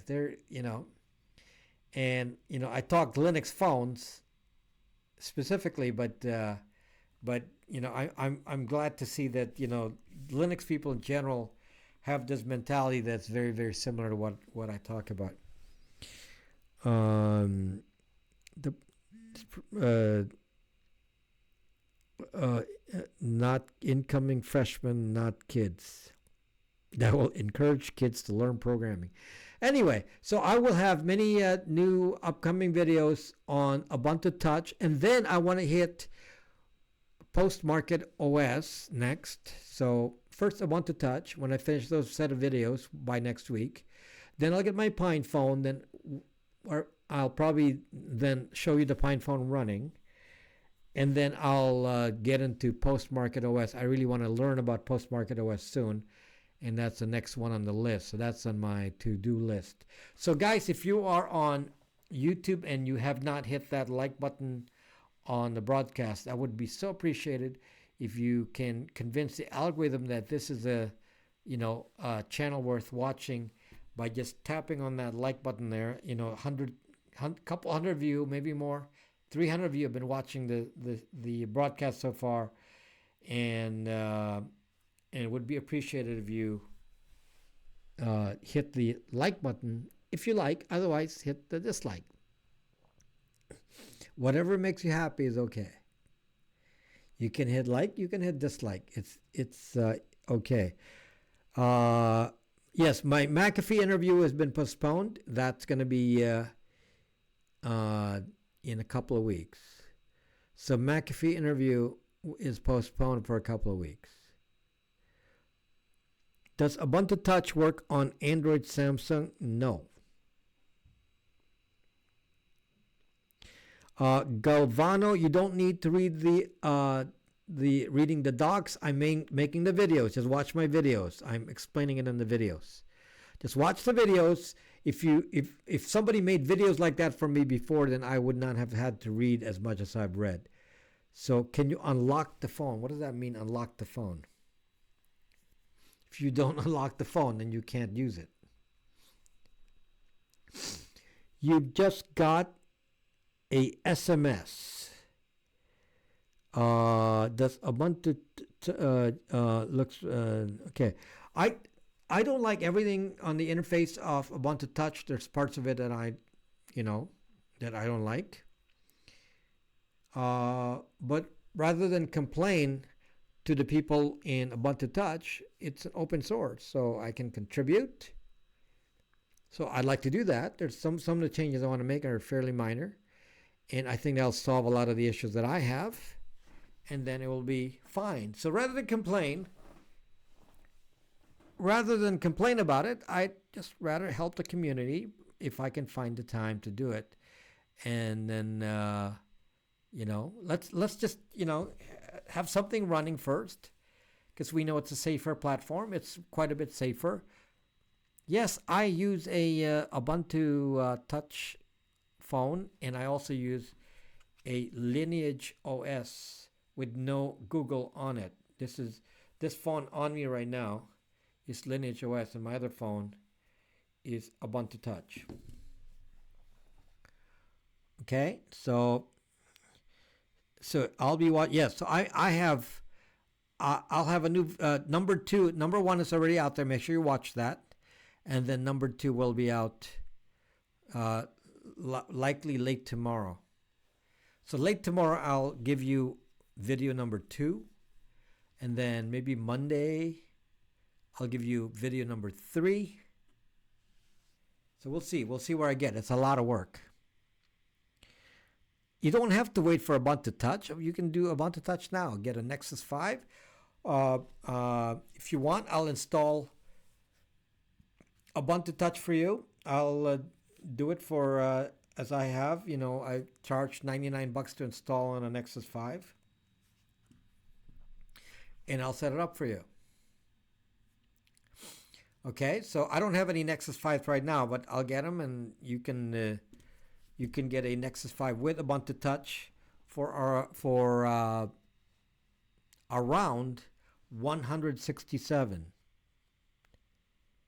So that's roughly the cost of. So the Ubuntu is approximately 60 some bucks for the phone itself, and then I just pay for my time, which is $99 to do it, and then I'll install it for you if you don't want to install it yourself. But I have a video if you want to do it yourself. You don't have to give me anything. You can just do it yourself. I already made a video. But for those of you who don't want to do that, then I can do it. I just don't have any right now, so you have to pre-order, and then I have to buy the phone, which takes a week. Maybe after John, you'll interview Bill G.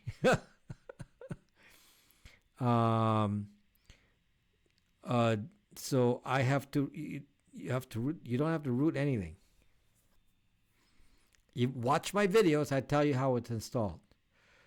So anyway, is that in Yes, it's in USD, Action Potato, not in Wakanda dollars. You want to buy Nexus 5 with the software. If you're in the US only. If you're not in the US, I don't want to do it. I don't know where you are. I don't know where Mr. Matrix Lands is. If you're too far away, then it may not be worth doing. So if you're in the US, then no problem. I can do it for you. I have to order some more Nexus 5s. I don't have any right now. So I got to get more Nexus 5s. I like Nexus 5s more than this. This is kind of expensive now. This is the 1+1. And I bought this for $60. And now you can't find them for $60. These are now $90. And it's not worth $90 to me. So I don't want this. So I'd rather get a Nexus 5. Nexus 5 is fine. Nexus 5 is just as fast as this. I don't know what the big difference is. You're in Cali, then you're all set. Mr. Matrix Lance, I can do that. They'll charge you tax though, but it's not much. Actually, we could maybe do group chat, live stream on your channel with all these like-minded Linux developers with install scripts via Termux. We'll chat about it later. Yeah, so I can, if there's interest in me doing more Nexus 5s, I will try to order some more. Anybody want me to order more Nexus 5s? How many should I order? If you're interested in a Nexus 5,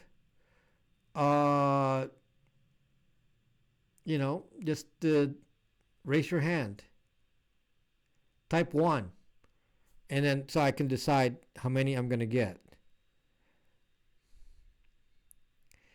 Because usually I buy them in 4s. Usually I buy like 4 Nexus 4s a week. Nexus 5, sorry. So, but I'm out now. Somebody just bought the last one I had. Okay, so Locutus wants 1. Okay, so I'll start buying some more. I really like, they're actually making some fixes also for the Nexus 5. So some improvements is gonna come soon to the Nexus 5. So some of the bugs and things that are on Nexus 5 will be handled soon. They're already testing it. So I think it can only get better. So it's really it's a functional phone, and can't afford it. You can't afford. Okay, so at least a couple. Okay, I want one. What's the damage again? I charged $99 for my time, and the phone is around $60, and then shipping, so it's around 167 for the phone. So because they're shipping they're shipping Mel Gibson. So yeah, so shipping is $8. So it's yeah, around 167 complete. That handles everything, unless there's tax. If you're in California, then there's tax. Okay, is it very hard to put Ubuntu Touch on ourselves? Yeah, there's a video. Yeah, if you want to do it yourself, there's the video. I made a video. You don't have to ask me to do it. It's very time consuming if you've never done it before. So some people, don't want to waste time, so I'll do it. Because I can do them in batch. I don't want to do it to Canada, no. I've done it. Canada will charge like sucking dues, and it's just too complicated. So I don't want to do Canada. It's just too complicated. I have shipped to Canada, and then they say, well, the signal isn't good in Canada, and it's really hard because you have different signal there. Cosmic Rose 112. Okay, so I'll order 4. Give me a week to get them. You can pre-order though, so that you get first dibs on the first 4. Let me order 4, and then I'll do it. I need mine with special features. Yeah, I can. I typically will preload apps. I preload the common apps on it already, so it's ready to go. Okay, I'll get 4, and contact me on Brax, and you can pre-order on Brax. A lot of research if you want to try equals brick. That's right. Fort Road there is correct. If you don't know what you're doing, you can brick your phone. So and then you have to buy another phone. You can do it. I'll tell you, the first time I did it took me at least a week. So the first time I did it took me a week. It was a lot of time. And then once I learned it, then it's easy. But the first time took a week. So, well, Steve, that's why I instruct you to do that.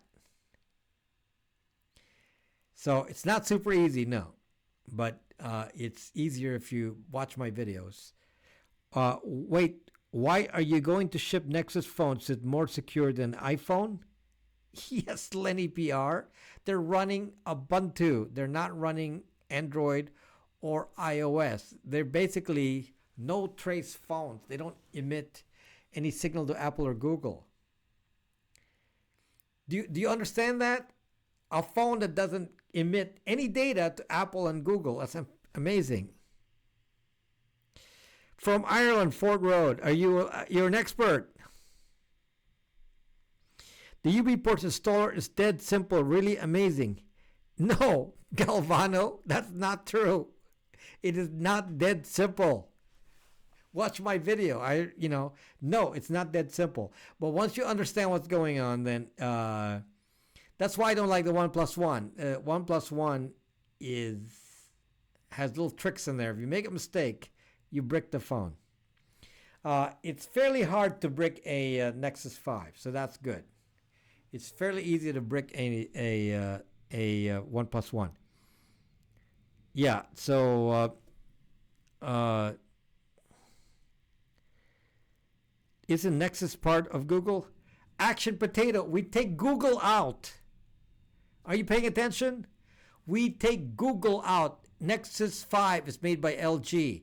We take Google out of the phone. We put Linux, Ubuntu Touch. There's nothing on it. It will give you a basic phone with internet on it, but doesn't have any tracking. And yes, your favorite apps are not going to be on it. Who fucking cares? Leave your phone with all the apps at home. The one you carry around doesn't have it. It'll still work. You can still go to the internet, but what you will not have is any tracking done of you. You'll find a way. So the camera probably has Bluetooth, and a spook can remotely lift pics off that cam. Not on Linux. Not on Linux. They can't do it on Linux. They'll never figure it out on Linux. No suspect hardware on a Nexus 5. The hardware that, yes, there's always suspect hardware called the baseband. Take off the SIM card when you want to be safer. Isn't Google's firmware on the Nexus 5 components? Yes, but there is no, Google's firmware is not on the Nexus 5 components. The firmware is from whoever makes the baseband, Qualcomm. And it can't be sent to Google when there's no Google on it. Yes, the suspect hardware on a phone is in my video, Who's Spying on Your Phone. Watch that. The suspect is the baseband. Now, I'm going to tell you something here. I want to make clear.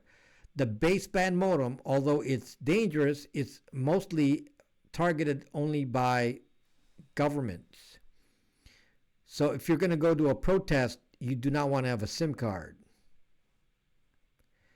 Okay? But for, fighting against data privacy against Apple, Google, then you don't need to worry about the baseband. That's really more of a target for governments.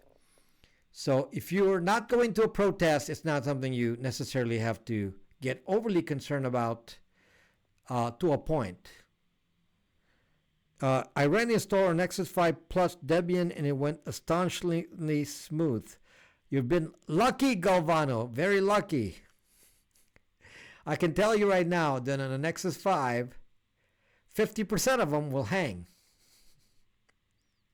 And then you'll be wondering why that is, and then you take all the time and say, what the fuck? And then you spend all your time trying to figure it out. And 50% of the time it will hang, and 50% of the time you need some special instruction. So it's not so simple. But I have a video, so you can follow the video and you don't have to listen to me. I don't have to provide anything for you. You can do it for yourself. What happened with the net neutrality thing? That was fake news, Lenny PR. Are we doing the SIM exchange? Anyone wants to exchange SIMs with me? Just send me your SIM. I'll send you my SIM.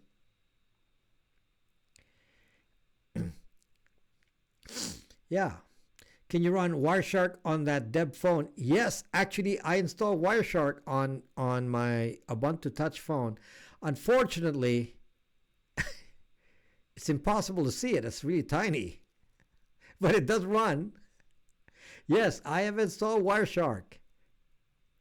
You may need magnifying glasses and some pointy device to access the buttons, but it does run. You installed Kali Linux on a track phone. So anyway, watch for my Ubuntu Touch videos. Like I said, I'm, where Ubuntu Touch is today is going to get better. So if you're not satisfied with how Ubuntu Touch is today, I'm not going to go worry about it because they're headed in the right direction, and I'm, they're at the moment far ahead of anybody else. So I like them. They're really good people. I really like the people. On in Ubuntu Touch. I've talked to all of them, and they're all very nice. The guy that founded UB Ports is Marius, and Marius is 21. I mean, I don't know. It's like 21, and he's like, he's very skilled at doing phone programming. I'm, proud of them. These are good people, and smart, and they're not getting paid. Most of them are not getting paid to do this, and they contribute to the community. And there's some things I don't like on the Ubuntu Touch, but rather than complain about it, let's contribute. Let's do something about it instead of complaining. So that's what I'm going to do. I'm not going to complain and say, why does Ubuntu Touch not do this? Let's just change it. It's a community. We can always do that. Okay. Thank you, Mick Chahal. Thank you. Thank you, Mick Chahal. Yep, looks young. They are young. You need to do a group video with them, talk about all the stuff. They're not the video guys. I'm the one that's learned how to make videos. I didn't used to make videos either, so I learned. Took me a, took me a year. Took me a year to learn how to make videos. So hopefully I'm doing better now. Are my videos better? So I'm trying to do a better job with the videos, and I just want to get to 10,000 subs first, and it's taking too long to get to 10,000 subs. I thought I was going to get there sooner. I thought I'd be there by the end of the year, and here it's going to be, I don't know, end of February before I get into 10,000 subs. So it's very frustrating. I'm what now? It's like barely getting to 8,800 subs. So it'll be next week before I even get to 9,000. So this is very frustrating. Thank you, Jellyfish. Thank you. You've come a long way, baby. Thank you, Entire Meyer. Yes, I had to learn. I was so stiff in my earlier videos. Very, very stiff. But we gotta learn, right? It's not easy. So got to get fancy cameras and all that. Got to get the fancy cameras. Anyway, I'm gonna get off here because I gotta make a video. That's how tough it is. I gotta make a video right after this broadcast. I gotta go sit there and make a video. So I already have it set. So I'm right after this. I'm gonna make a video and then I'll edit it tomorrow. Still 10K in a little over a year. It's impressive. Entire Meyer, not impressive enough. Not impressive enough. I wanted to be at 10K in 1 year. Didn't happen. Ubuntu has backdoors now. Are you talking about Ubuntu, not Ubuntu Touch? Are you talking about Ubuntu 1804? Yes, it does. Not backdoors, but it does send telemetry. You can turn it off though, but it does send telemetry to Canonical. Although it's not identified. It goes to my VPN, so it's not. So I'm not too concerned about it. On the other hand, I found putting Postmarket OS on the N5 a nightmare, and at the end of the day, I couldn't manage to get it doing anything. I'm gonna put the Postmarket OS on the Pine phone, not on the Nexus 5. Make a video at this hour. You work late. I already did. I recorded it twice. And it's got screwed up twice. So I already, it's already ready to go. And, so it's been a problem. It's pretty good. You'll get it in time to celebrate your birthday. So anyway, I will get some Nexus phones for those of you who want Nexus 5 phones. We were all expecting to be using the Pine phone, but I'm going to tell you right now, the Pine phone is not ready for prime time for Ubuntu Touch. You still have to do Nexus 5 for a while. The Pine phone is for us who want to develop it, and you probably can't buy a Pine phone. Probably if you order one in March, you might get it in May. So it's not going to be something that you can easily do quickly anyway. So we'll just have to stick to the Nexus 5 for now, until that's ready, and then you can always get a Pine phone later on and still have the other Ubuntu Touch phone. Okay. So anyway, thank you so much for watching. I'm gonna make a video in a second here, so I'll get off the broadcast and do the video. So good night, my friends, and good night, Periscope. Thank you for watching. Let me turn off Periscope first.